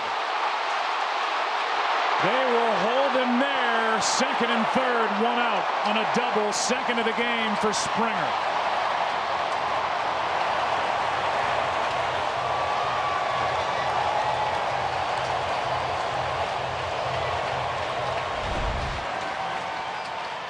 See how he gets on the side of that ball and it rolls. Great job by Springer hanging in there and just flipping it right around Rendon, and then the ball gets stuck just for a second underneath. And Reddick had to make sure it got by Rendon before he could fully commit. Gary Pettis, one of the most aggressive third base coaches, held Reddick wisely with Altuve digging in. You got the right man at the plate if you're Houston. The key to playoff baseball, besides the homers, is scoring runs without the benefit of a hit sometimes. Putting it in play to the shortstop. Guaranteed run to the second baseman. Run. Just don't hit it to the corners.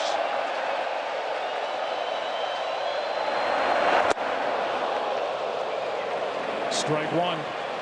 Altuve with a sac fly. His first time up, popped up his next time. Great first pitch changeup.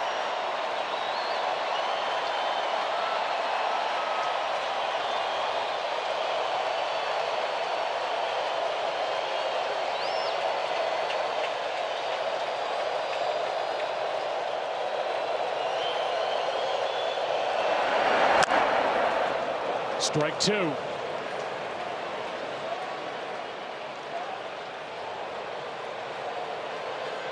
All right, this is where Gomes is going to have to be really good because this pitch should be nowhere near the strike zone. You see Corbin getting loose. We talked about Altuve expanding the zone, and even at his short arm, short height, he finds a way to get to the ball away off the plate. Got to get him out. Down on the plate, something down that bounces.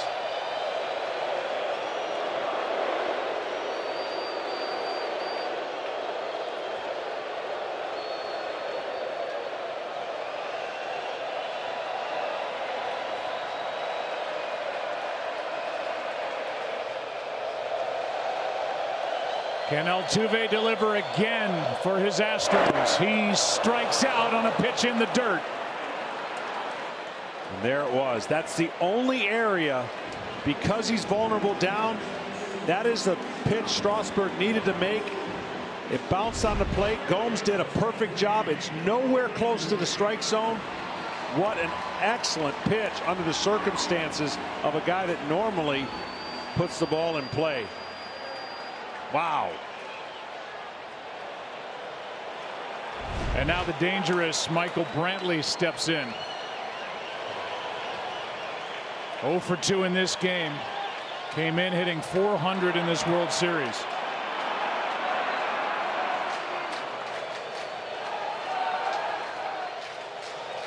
Nobody in this Astro lineup has hit the ball better than Brantley. Oh, that's outside. In this World Series, every game he's had good swing after good swing as he takes ball one. Yes, he has. Very stoic Strasburg so far, being and looking like he's in control. He'll every once in a while talk to himself, but I would expect some emotion if he's able to get out of this inning without giving up a run.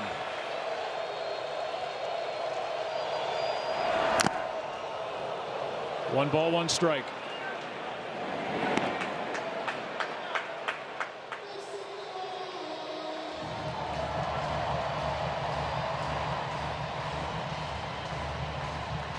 Strasburg takes a moment behind the mound, kicks the mud out of his spikes, and now climbs back up top.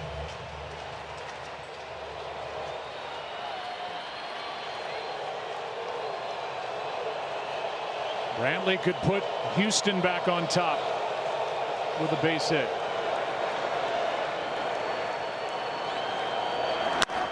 Hard hit. Nice pick by Turner. In and over.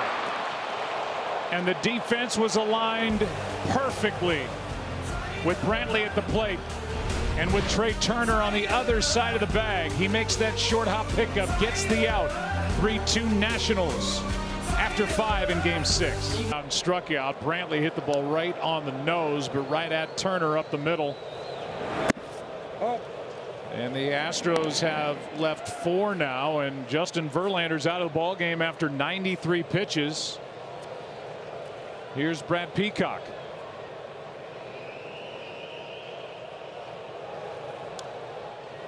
Fifth game this postseason. Oh, that's it. That's inside. 2-0. Well, part of the foul balls and just the tracking and the 2 homers may have led to that decision of not forcing another inning at 93. AJ is going to give him a different look, a different angle. The Nationals had done a great job against Verlander, spoiling pitches and then getting to the pitches they could do damage with. So the Nationals trying to avoid elimination here tonight, force a game 7 tomorrow night, and they have knocked out Justin Verlander after 5. Cabrera, Zimmerman, Robles. Washington up 3-2. Gurriel to the bag. 1 away.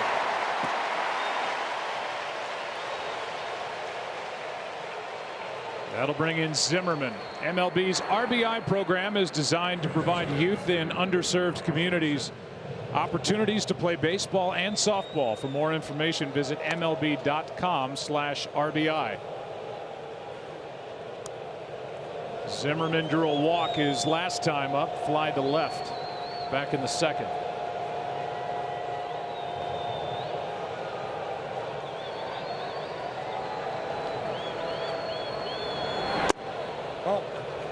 Ball 1 inside. Peacock's going to have to be careful with that sinking fastball coming back over the middle of the plate with Zimmerman. That's why he's trying to spin the ball away. Zimmerman, a good low ball hitter with power. Franchise leader in home runs and RBIs. Breaking ball in for a strike. He told us after game 1 this ballpark plays big, especially to center, which is where he took Garrett Cole out back in game 1.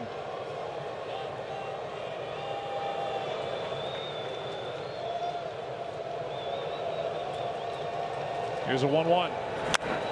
Strike 2.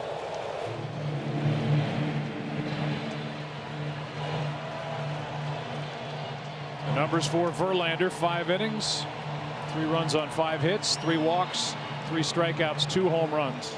And the 3 strikeouts are a little bit of a tell of the stuff that Verlander had at times, but wasn't able to put guys away.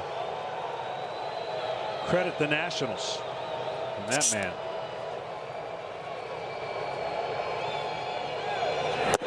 That's a tailing fastball for strike 3, 2 down. Painted it away, and Zimmerman didn't think so. This was on the outside corner, coming back over the plate. Great pitch.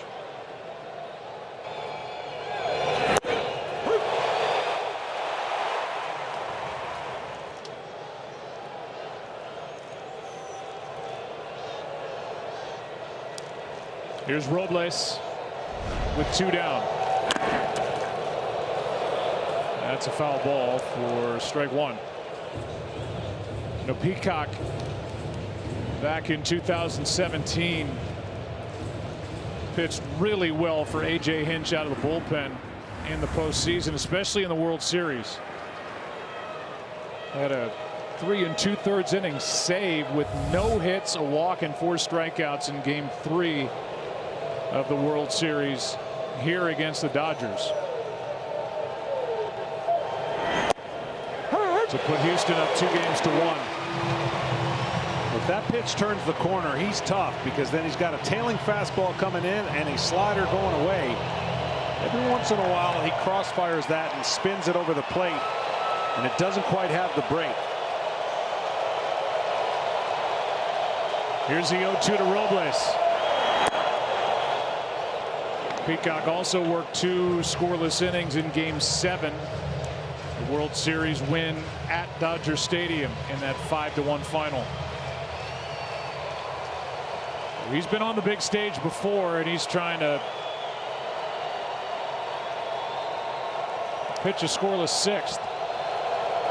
And who knows how many after that. That's outside. 2-2.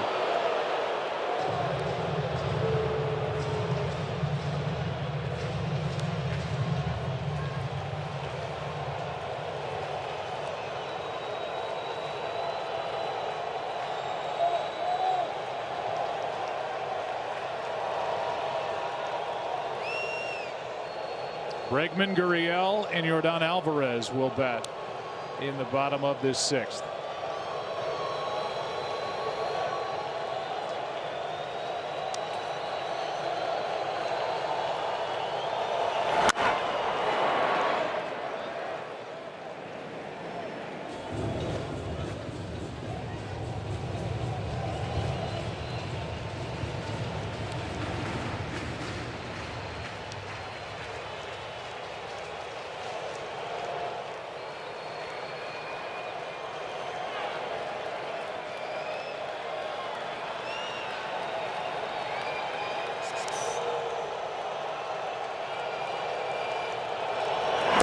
That's strike 3 on the outside corner. And a scoreless inning put up by Brad Peacock. Alex Bregman has homered in this game, and he'll lead it off in the bottom of the 6th. Alex Bregman has taken Steven Strasburg deep twice in this World Series. In the first inning, back in Game 2, in the first inning tonight here in Game 6. 10 career postseason home runs. Ball 1 just down and away. Bregman, Gurriel, Yordan Alvarez in a 3-2 game. Nationals on top. And World Series with the Astros on top.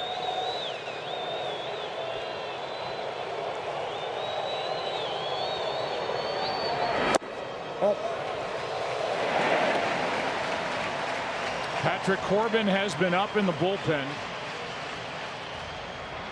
He's now taken a break, but he seems to be ready if needed. And Max Scherzer is lurking down there in the bullpen. Checking out the lineup card. 2-0. Chop to short, tough play. Turner is safe to start the inning.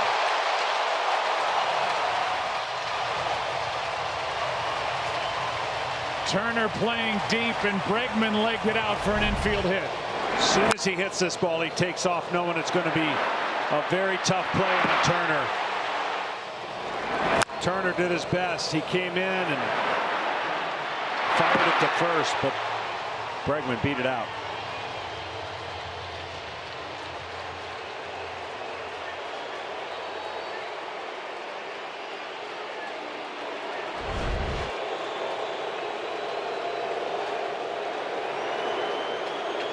Here's Gurriel.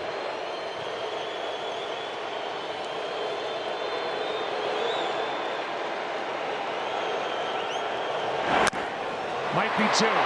Turner. Cabrera. Safe. 1 on, 1 out. Turner didn't get rid of it right away. Remember, he's playing with a break at the base of his right index finger, and a little extra moment may have cost the Nationals a double play. Yeah, and a great job though by Gurriel, just absolutely going as fast as he can to first base to stay out of the double play. I mean, he takes off, and he is knowing that he's got to get down there and keep the inning alive with a runner on, and winning run at home plate, or go ahead run at home plate. It's Yordan Alvarez. Alvarez 0 for 1 with a walk.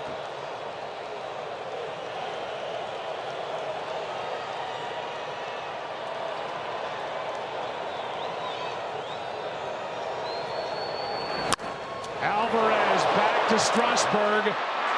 Lead runner is cut down, and a good heads-up play by Rendon. It goes 1-5-6 with Turner on the bag, and that keeps the tying run out of scoring position. Strasburg, good athlete. More than likely that would have been 2 if he came up with it.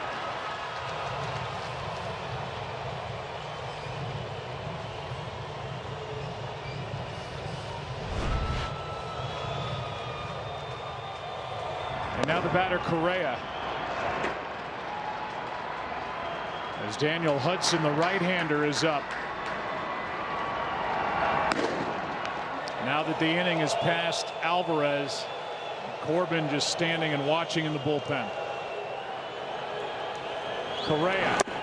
Breaking ball for strike 1. It's been a similar game for Strasburg that he had on the road in Los Angeles in the winner-take-all game in that series. He held the team in there, and then the team rewarded him late with a rally. And I'm telling you, the pitch count's fine, and you can get another inning out of Strasburg. If he can get 7 innings out of Strasburg, I am sure Dave Martinez would love to shorten the game for his bullpen. Runner at first, 2 out. And a strike hits the outside corner. 0-2 on Correa, who's 0 for 2. There is nothing wrong with his stuff. Matter of fact, I think it's getting better.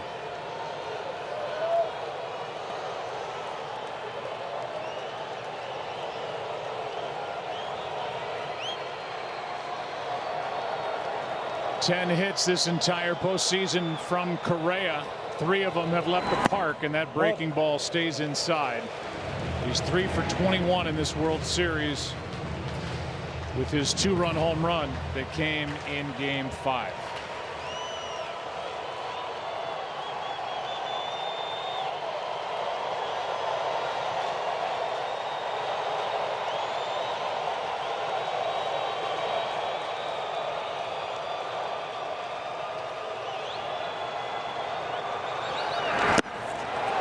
A strikeout ends the inning, and that's number 6 on the night for Strasburg. And after 6 in Game 6, Nationals up 1. Back to work. Yan Gomes first up. Breaking ball, strike 1.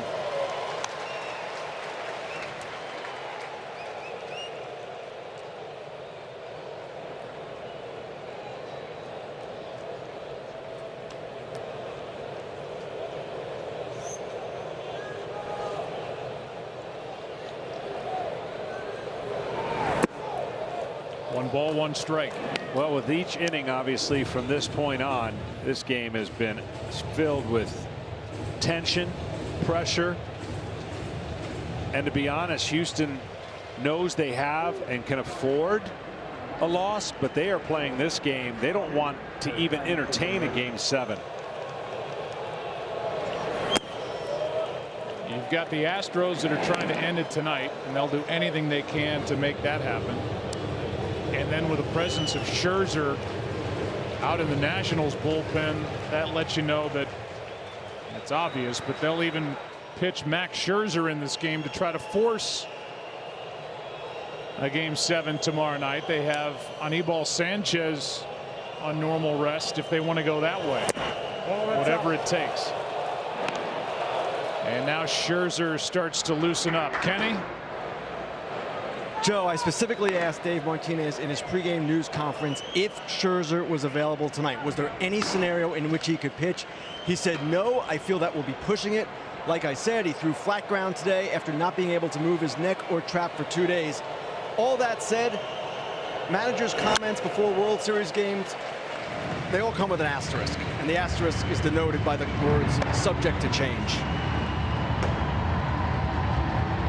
I mean, he was hurting so bad the morning of Game 5 2 days ago that he said he couldn't even dress himself.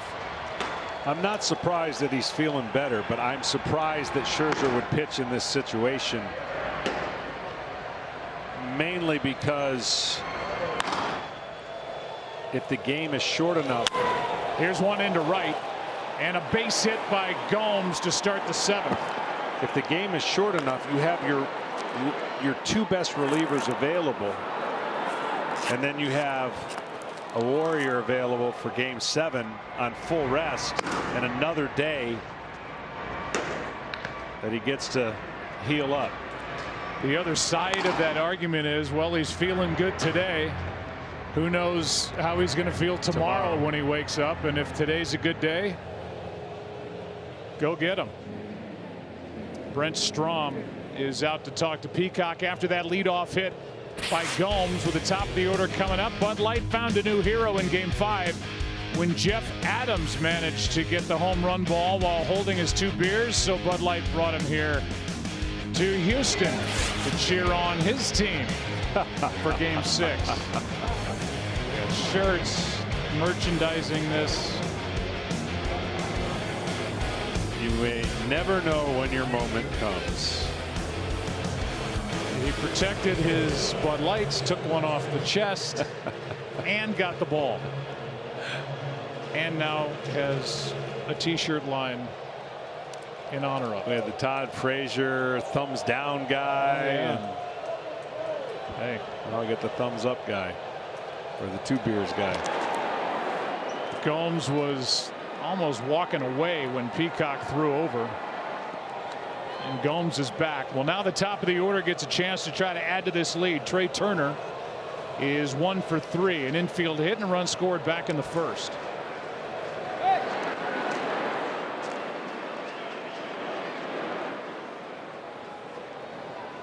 Left-handed hitter and Adam Eaton on deck.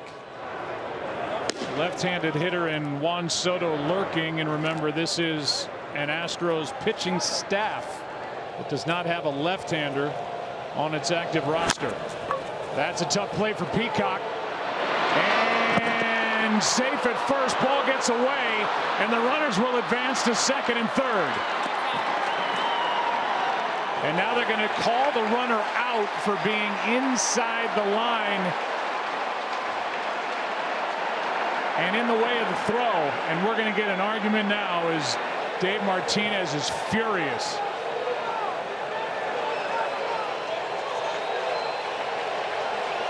Sam Holbrook, and now the crowd is realizing this. Sam Holbrook has called the batter out for interfering with the throw.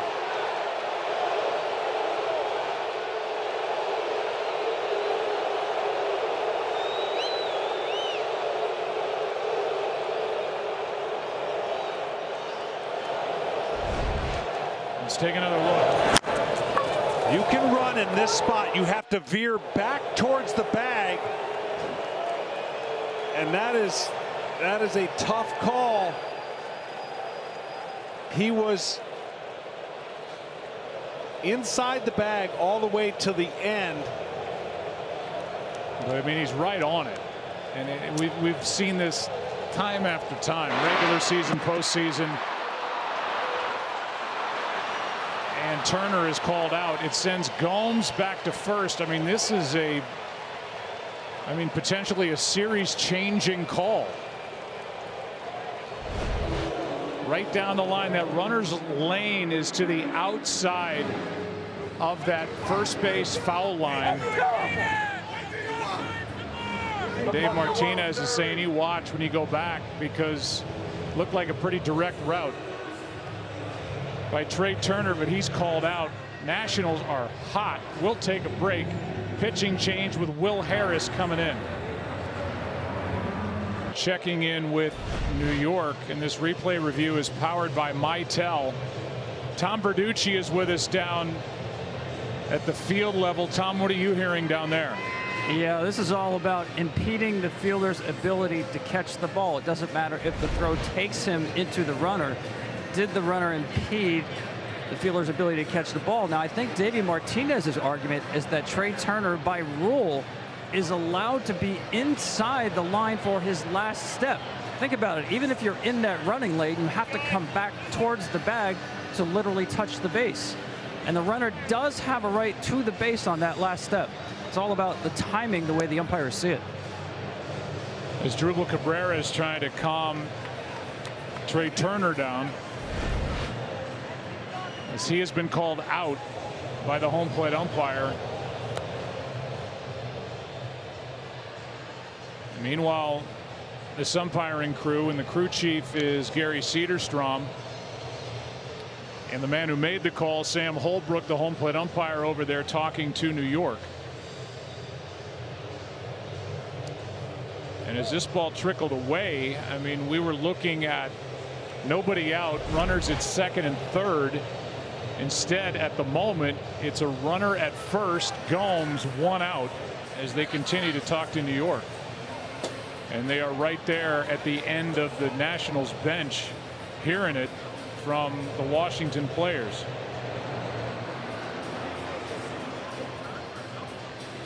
This rule, of all the rules in baseball, is probably the most controversial and probably one of the hardest ones to decipher or try to explain to the viewer at home, because the way the base is centered over the middle of the chalk line. You're supposed to be on the other side technically running, but as long as you get back, and that was as close as you can get back to, right? That was at the last minute.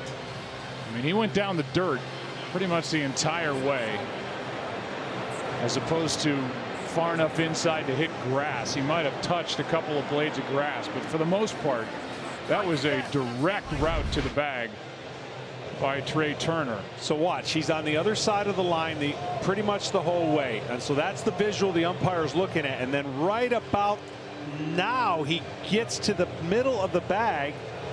Don't know what else he can do, but we're taught as pitchers and fielders that when you have the throw it at the runner, because you might get that call if the first baseman.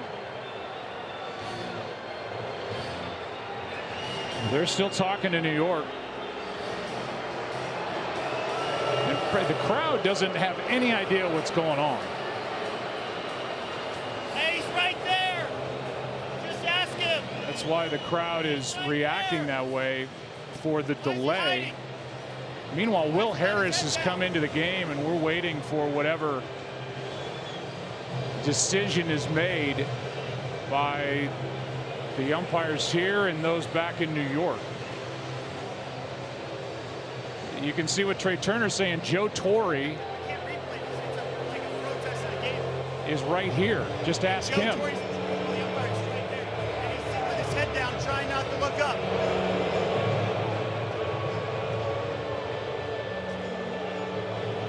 The umpire back in New York is Alan Porter. And this delay has a stadium full of people wondering what in the world's going on. Will Harris is going to have to take a few more throws. He's just standing around in the middle of the diamond. So it's either going to be runner at first and one out, Or conceivably second and third, nobody out in a one-run ball game in Game 6 of the World Series. And that's what's hanging in the balance right now.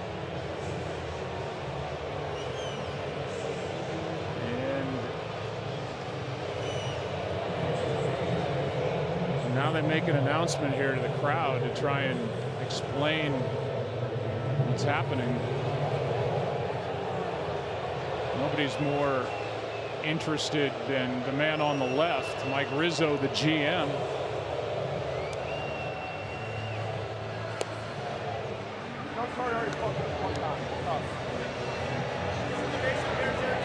But, you know, this delay.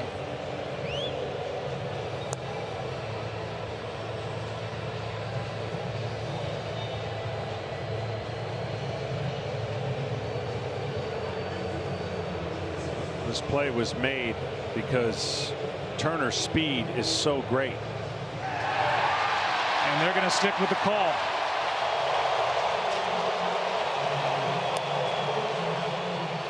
Sway Turner can't believe it. And like you said, he's going down the line. His last steps, I may have overstated earlier with regard to him being on the grass. But for the most part, I mean, you see runners way more inside the line than this. He's on the grass with his left foot here, but as he goes to the bag, he's right down the center of the bag. And he's, by the way, arriving at the same time as the baseball. Yeah, a right-handed first baseman has a harder time making that play than a left-handed first baseman.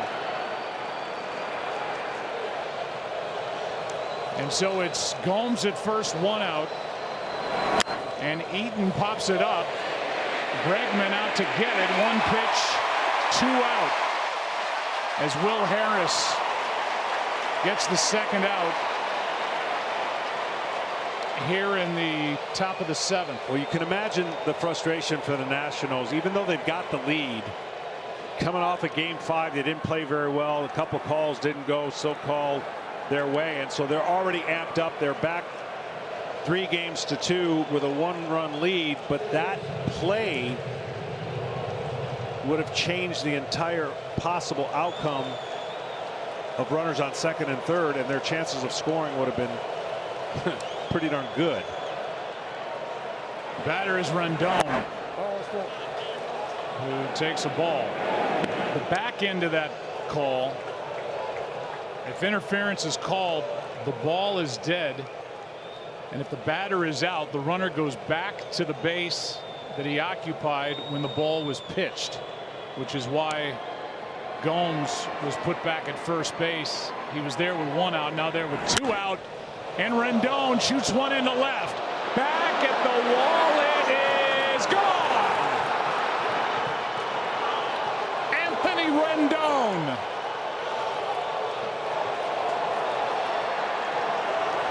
And the lead is 3 here in the 7th inning for the Nationals. It's 5-2. As Rendon may have just rescued this inning for Washington.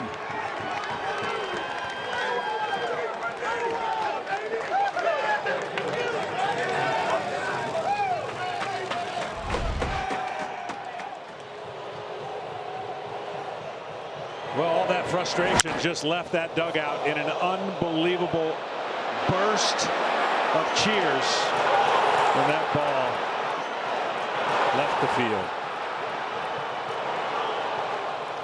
And Turner, who was called out on that play, celebrates. Dave Martinez, can see his frustration, and the lead is 3, biggest lead of the night.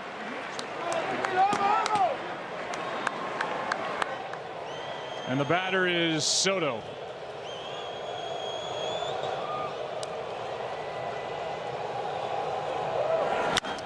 Hard hit right at Gurriel. Can't hit it any harder. Rendon with a 2-out, 2-run shot. Mike Rizzo is pumped up. Trey Turner is pumped up.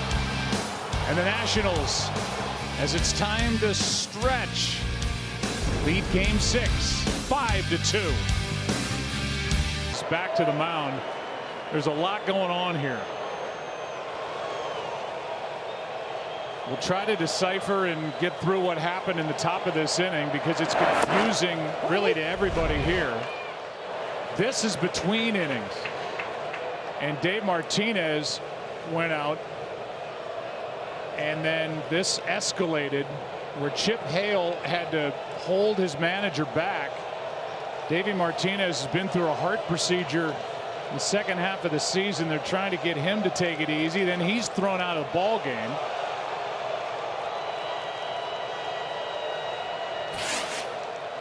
And so Chip Hale will take over. Meanwhile, that play, we were all kind of shocked to see them go down and put the headset on, because that play is not reviewable. The call at first base with the runner inside the line interfering with the throw. But they went down, and then we had that long delay of over 4 minutes. Washington tried to protest the game. I know Ken Rosenthal is on the story down there. What did you learn, Ken? That's right, Joe. The Nationals are protesting the game, saying the rule regarding the runner's lane was misapplied. Now, the headset communication was for the umpires to inform replay in New York that the Nationals wanted to protest. Then the replay official read the rule in question back to the umpires. Right, but that was a rather lengthy delay for that. Umpire judgments, including interference, obstruction, are not reviewable. But we had that delay, and then you saw what transpired during the break as Dave Martinez went out and got into the argument with the two umpires, and he's been ejected. Here's strike 3 called on Chirinos as Strasburg just powers on and gets strikeout number 7. Tom Verducci. Yeah, just to follow up on that, the protest the Nationals wanted to lodge was disallowed, because by rule you are not allowed to protest a judgment call. In this case, the umpire said it was a judgment call.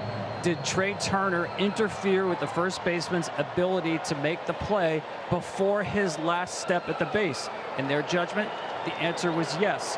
So according to Joe Torre, the time on the headset is about figuring out whether it was a rules infraction or not, and they determined it was not. 5-2 is the score as Reddick takes a strike. Meanwhile, Strasburg, who gave up 2 runs in the first inning, has allowed none since. He's allowed 5 hits, struck out 7, walked 2, and he's doing typical Steven Strasburg type thing. He is. He's locked in. His pitches are crisp, and he's got an opportunity to get through the 7th inning, which would be huge. Reddick hits it in the air to center. Back is Robles for out number 2.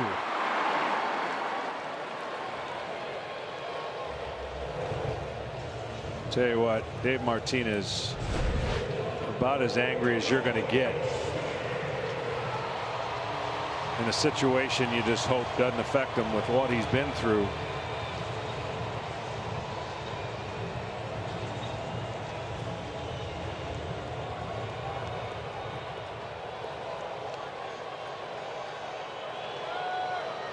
So his blood pressure shot up, his heart rate shot up.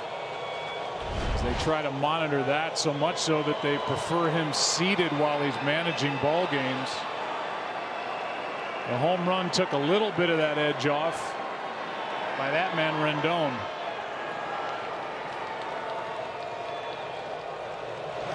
Meanwhile, the other end of all of this is Max Scherzer has taken a seat out in the bullpen. Yeah, and the good news, as frustrated as many people who are watching this game trying to figure out why that rule is the way it is, it's no different than maybe other sports have those little intangible rules like pass interference in football. It didn't end the inning, and the Nationals had a chance to still do something, and they did something. They hit a huge 2-out home run. So as frustrating as that inning could have been, they salvaged it. It wasn't the 3rd out call. It wasn't the 3rd strike to end an inning. And so credit the Nationals and certainly Rendon for coming up huge when that could have been a huge momentum swing the other way. And he hit it off Will Harris as Springer takes a strike, 2-1, and Will Harris was appearing for the 11th time this postseason and had yet to give up a run. Well, again, that delay of him standing out there. Normally a reliever comes in, he's ready to go, his juices are flowing. He had to stand out there for those 5 or so minutes, throw in between. Who knows how that affected him. The count's gone to 3-1. On deck is Altuve. We're only in the 7th, and a 5-2 Nationals lead.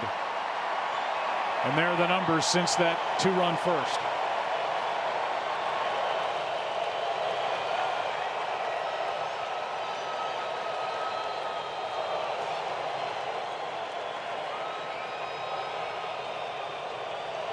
By the way, Dave Martinez is the first manager ejected in a World Series game since Bobby Cox back in '96. Game 6. Here's a fly ball into right. Strasburg, what a job tonight as he has a 1-2-3 7th inning, 8th inning. Crazy night. Game 6, 5-2 Nationals. Presented by YouTube TV on Fox. 8th inning now, and Ryan Presley is the 4th pitcher of the night for the Astros. And he deals up and in to Howie Kendrick. Here are the numbers this postseason for Presley. He worked a quick and easy 9th inning in Game 5 2 nights ago.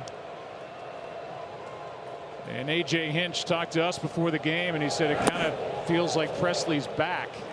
Remember, he's been through arthroscopic right knee surgery. That happened in early August. He's worked his way back, but hasn't looked totally comfortable. Had some scar tissue dislodged back in Game 6 of the ALCS. And he's out there trying to keep this a 3-run ball game. That's a strike. 2-1 on Kendrick. Whew, what a game. Nationals fight for their lives. Strasburg looks like he might go another inning.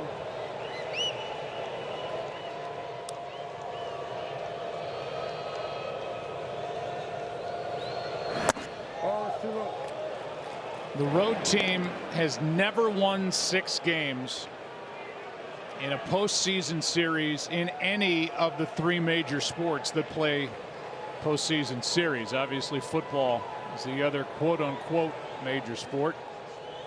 They don't play series, but MLB, the NBA, the NHL. Here's one to third.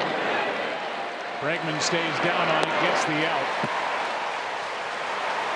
And it would have happened if the Nationals win this game. The road team will have won each of the first 6 games. And it's never happened any 6 games. And wins by the road team, and those two are talking it over, trying to shield their mouths. And what a difference the home and road makes for the Nationals. Unbelievable. Here's Cabrera. Oh, that's inside. Ball 1 inside.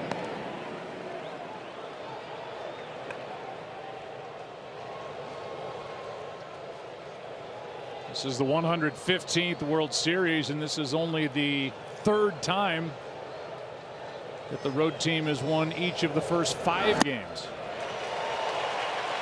96 and 1906, and now a swing and a miss. 1 ball, 1 strike on Cabrera.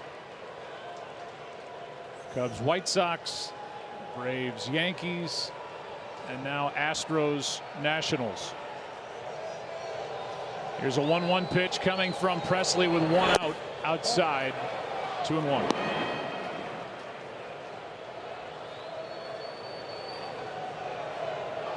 Chris Davinsky getting loose.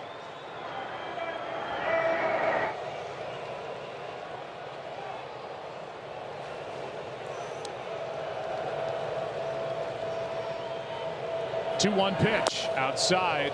3 balls and a strike with Zimmerman to follow.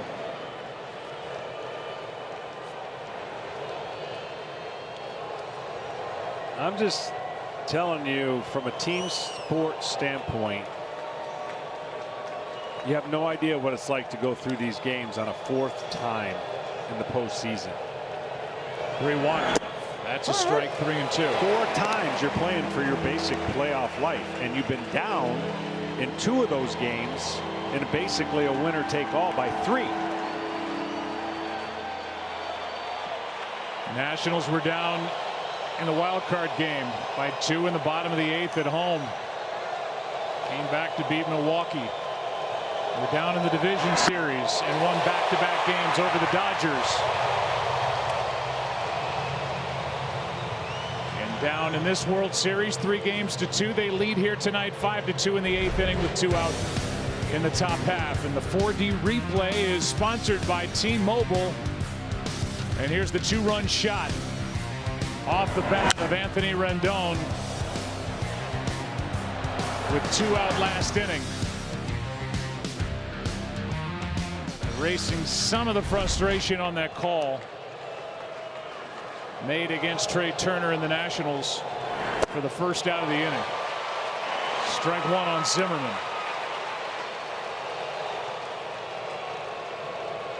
And let's not forget the job that Strasburg did with runners on 2nd and 3rd and Altuve up, and he got out of that inning with 1 out.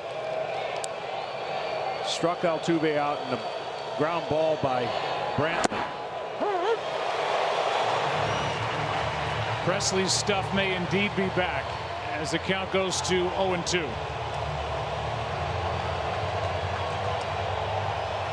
Crowd trying to get back into it.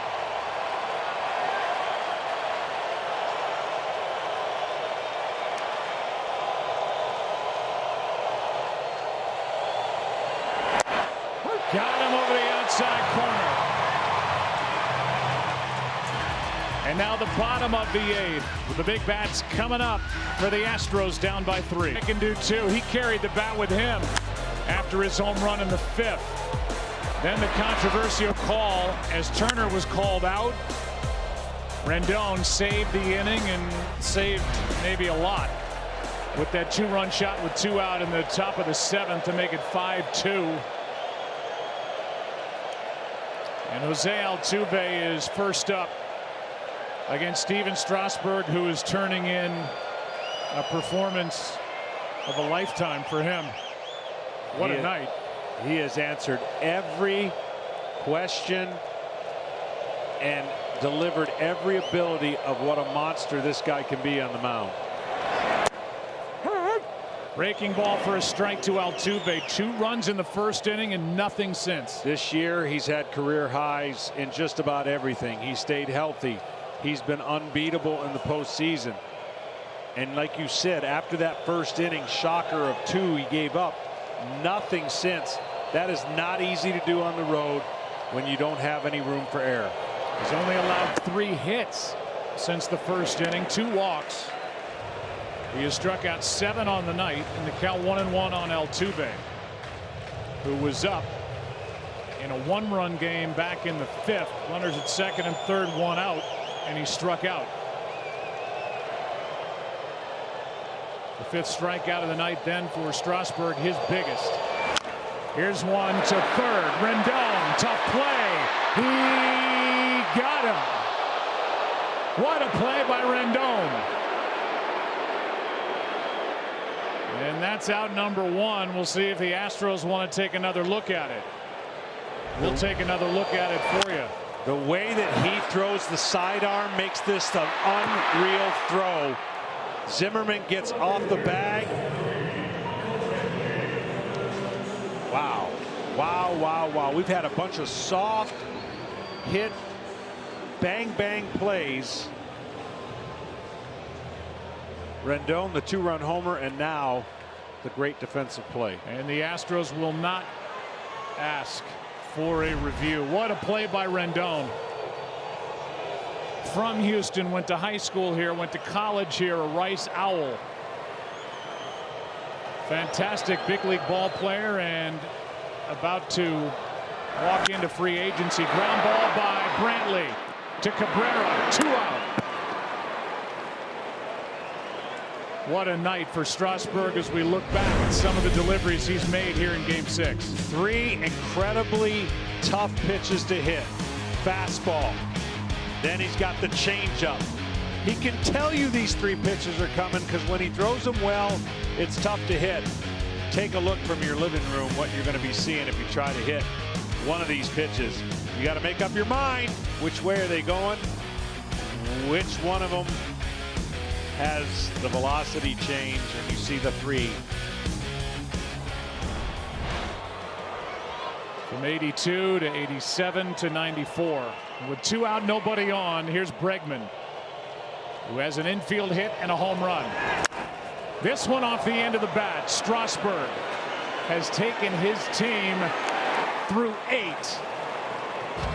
What a night for the 31-year-old right-hander Stephen Strasburg. 9th inning now, game 6. Nationals bat up 3. New pitcher for Houston. Verlander, Peacock, Harris, Presley, Davinsky. Robles takes a strike.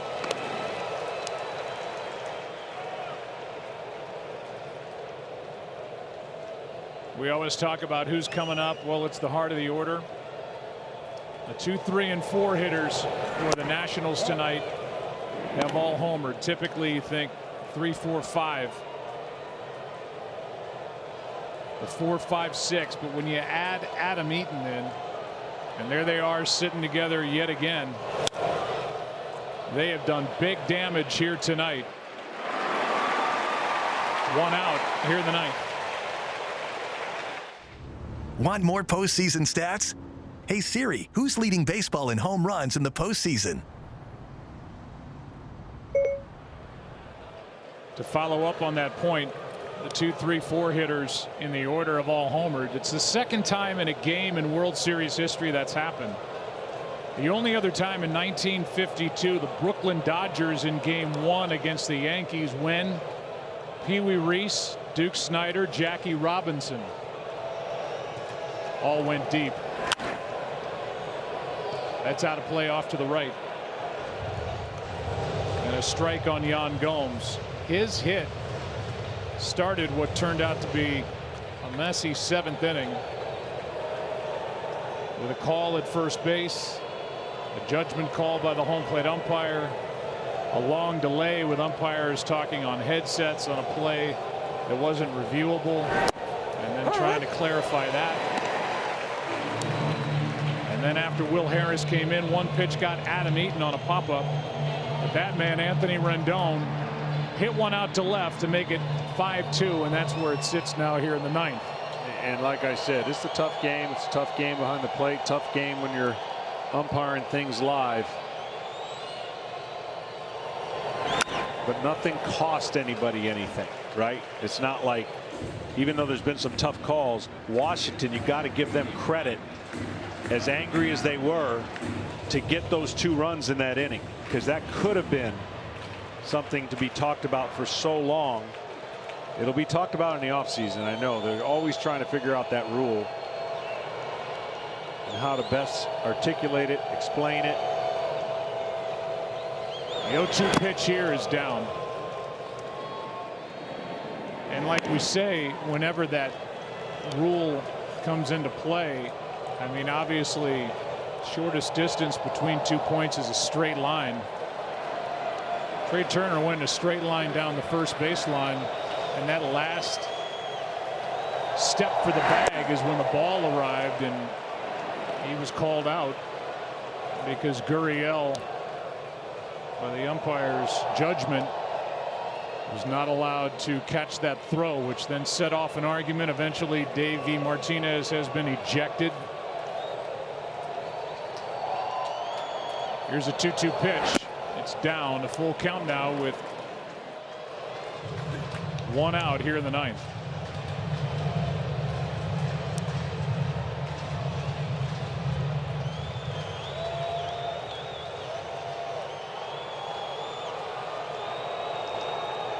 Meanwhile, Stephen Strasburg only threw 5 pitches in the bottom of the 8th inning and may very well go back out there and try to finish this. Good pitch by Davinsky and a strikeout for out number 2. T-Mobile takes fans further for the future of baseball, and now let's look at the best of the 4D replay, sponsored by T-Mobile. There's the play. at first base. Turner called out. Trey Turner at the plate. Breaking ball from Devenski. It was only activated for this World Series and on the roster for the Astros. He's thrown well. Turner tonight, an infield single, scored on the hit by Rendon. 1 ball, 1 strike. A little uncharacteristically by the Astros, and a guy who's had a lot of pitches in the game, they let Strasburg off the hook with 5 pitches. What you just said, and that was now maybe even getting a chance to go back out there for the 9th. At that point, hitter to hitter. Oh, it's out. That's outside, 2-1. Meanwhile, as we've told you tonight, Max Scherzer through today, was warming up in the bullpen earlier when this was a 1-run game. Likely to get the ball tomorrow, provided he feels well, having those spasms in his upper back, neck. Got a shot. They haven't obviously hit the right spot with that shot, because he was out throwing today and then was at one point getting ready to come into this game. Zach Greinke, the scheduled starter for Houston if there's a game 7, and the count's still 2-2 on Trey Turner. Yeah, if there's a game 7, AJ will have the luxury of Urquidy, 2, possibly an inning out of Cole. I'm sure Cole will be begging to get in the game at some point. Meanwhile, a 2-2. That is fair into right. Turner will dig for 2. Reddick gets it back in. It's a 2-out double by Trey Turner.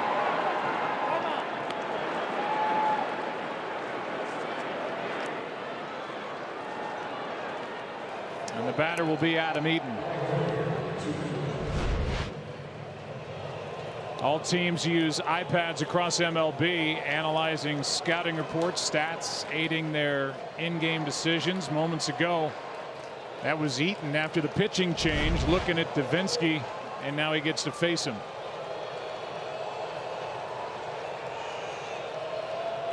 Pay attention to what he's done tonight. As you see, sac bunt, home run with a walk in between.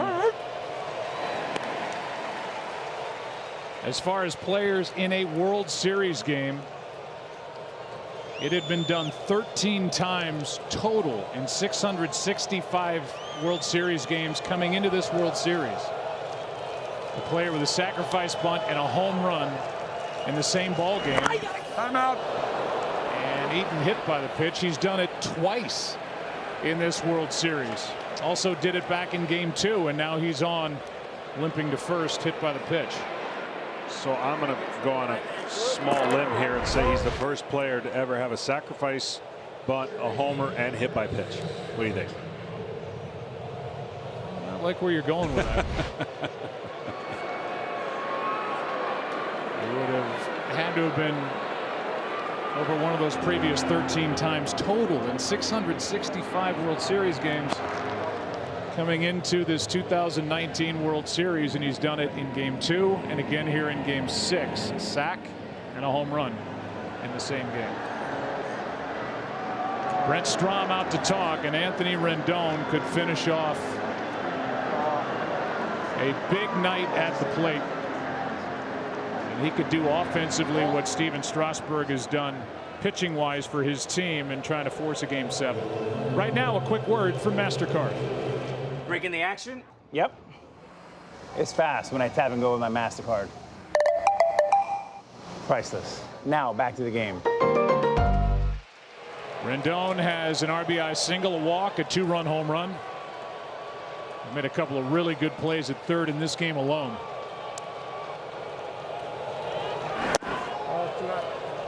Fastball misses at 96, ball 1.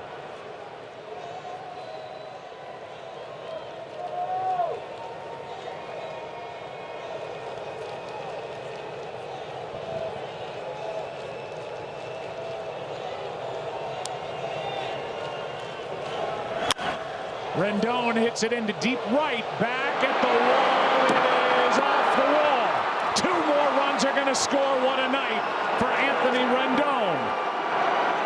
Nationals have blown it open as they lead 7-2 here in the ninth.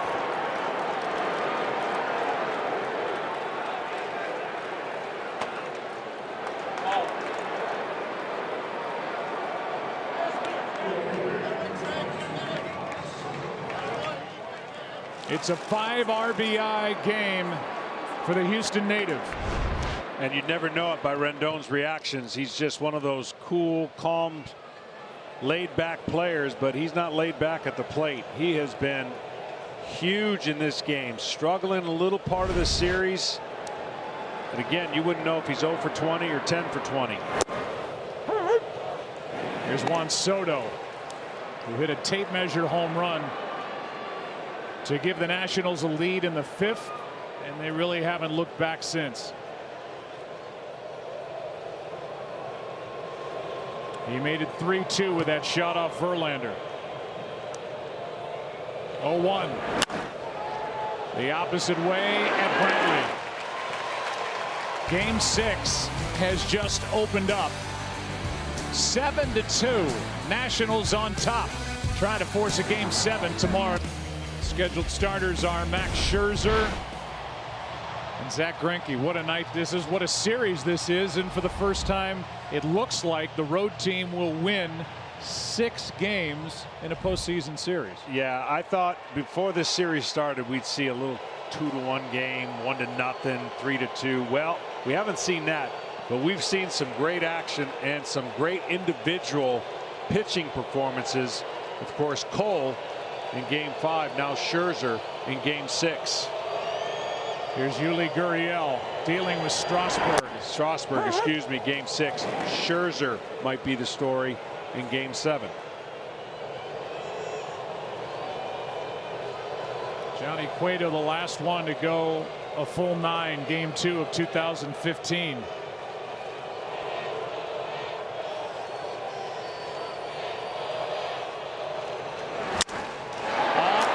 The glove of Strasburg, bare hand for the out. What a play by Asdrubal Cabrera. He's played nearly flawless defense since the Nationals got him. Has not committed an error, and that was about as good as you can do it. Yeah, Strasburg deflected it, and again, this is like the 3rd or 4th bare hand play we've seen, and that looks like that might be the end for Strasburg, and I guarantee you his teammates are going to be ecstatic.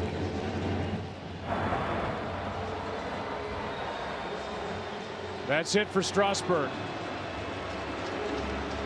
What a night for big number 37. When they needed him the most, well, he's never been better. Home and win cash prizes. Max Scherzer, Zach Greinke.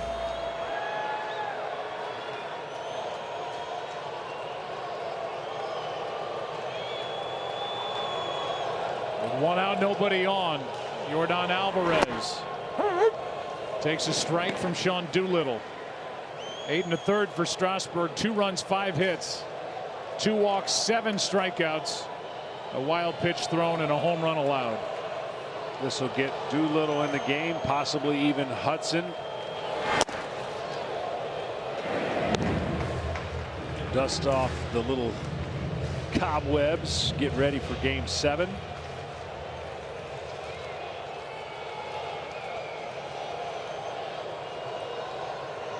Alvarez 0 for 2 with a walk. In the air to left center field, and Soto over to grab it. 2 down.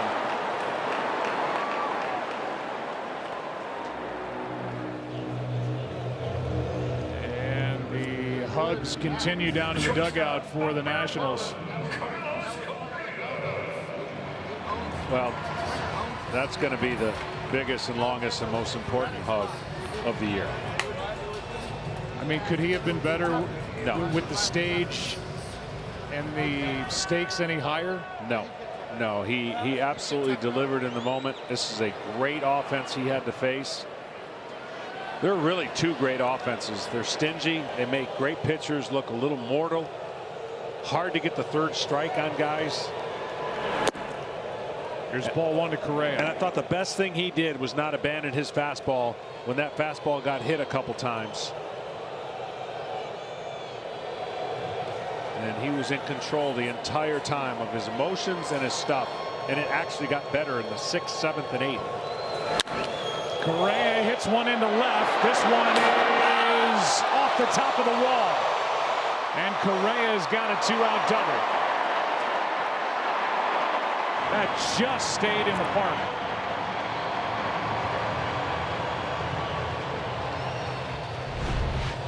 And let's take a look. It is just at the bottom of the line. Yeah, just a little tiny ledge there, and it hits the yellow line in the ledge. Just a tiny. Can't really see it on the TV, but it's got to clear that yellow line.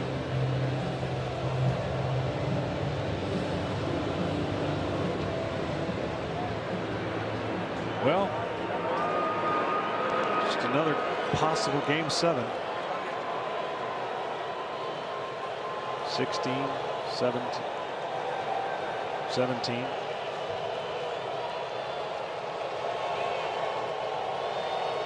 Here's Chirinos. 7-2 ball game, 9th inning, 2 out. Ball one upstairs at 93 from Doolittle.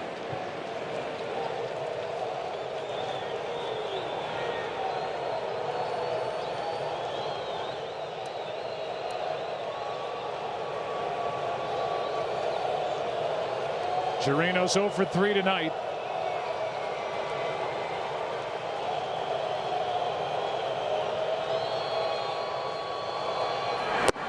There's a strike.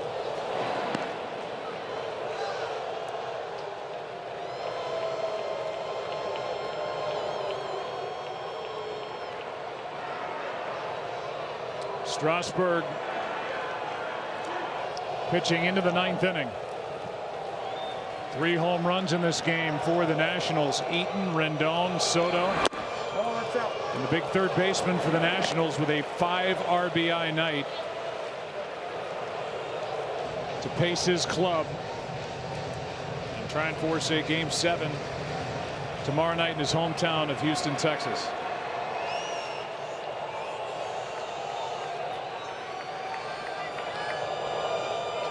Two-one. 3 balls and a strike with Aledmys Diaz on deck.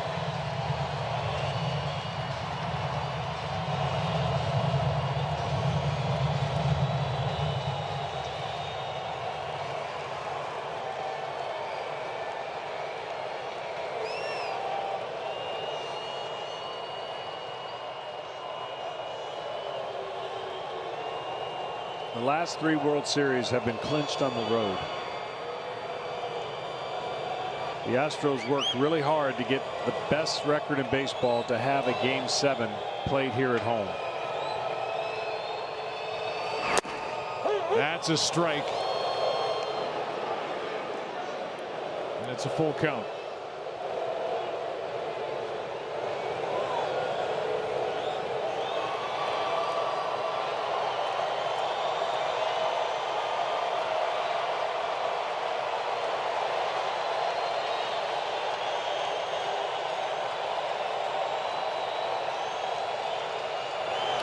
Two.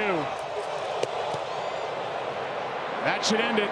Cabrera is there, and the Nationals have forced game 7. Rendon, a big game with a bat, and finally a smile. And Steven Strasburg, the big night on the mound, getting into the 9th inning. The road team has won each of the first 6 games.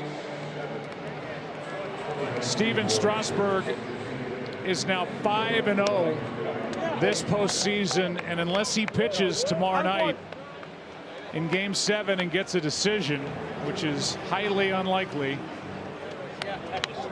he would be the only pitcher in postseason history to go 5-0 in the same postseason. Yeah, it's incredible. This journey for the Nationals, it's not over, but it's been incredible. Their manager believed in them. They believe in themselves. They got a chance to do something pretty special. Game 7s, you never know. Somebody you don't expect could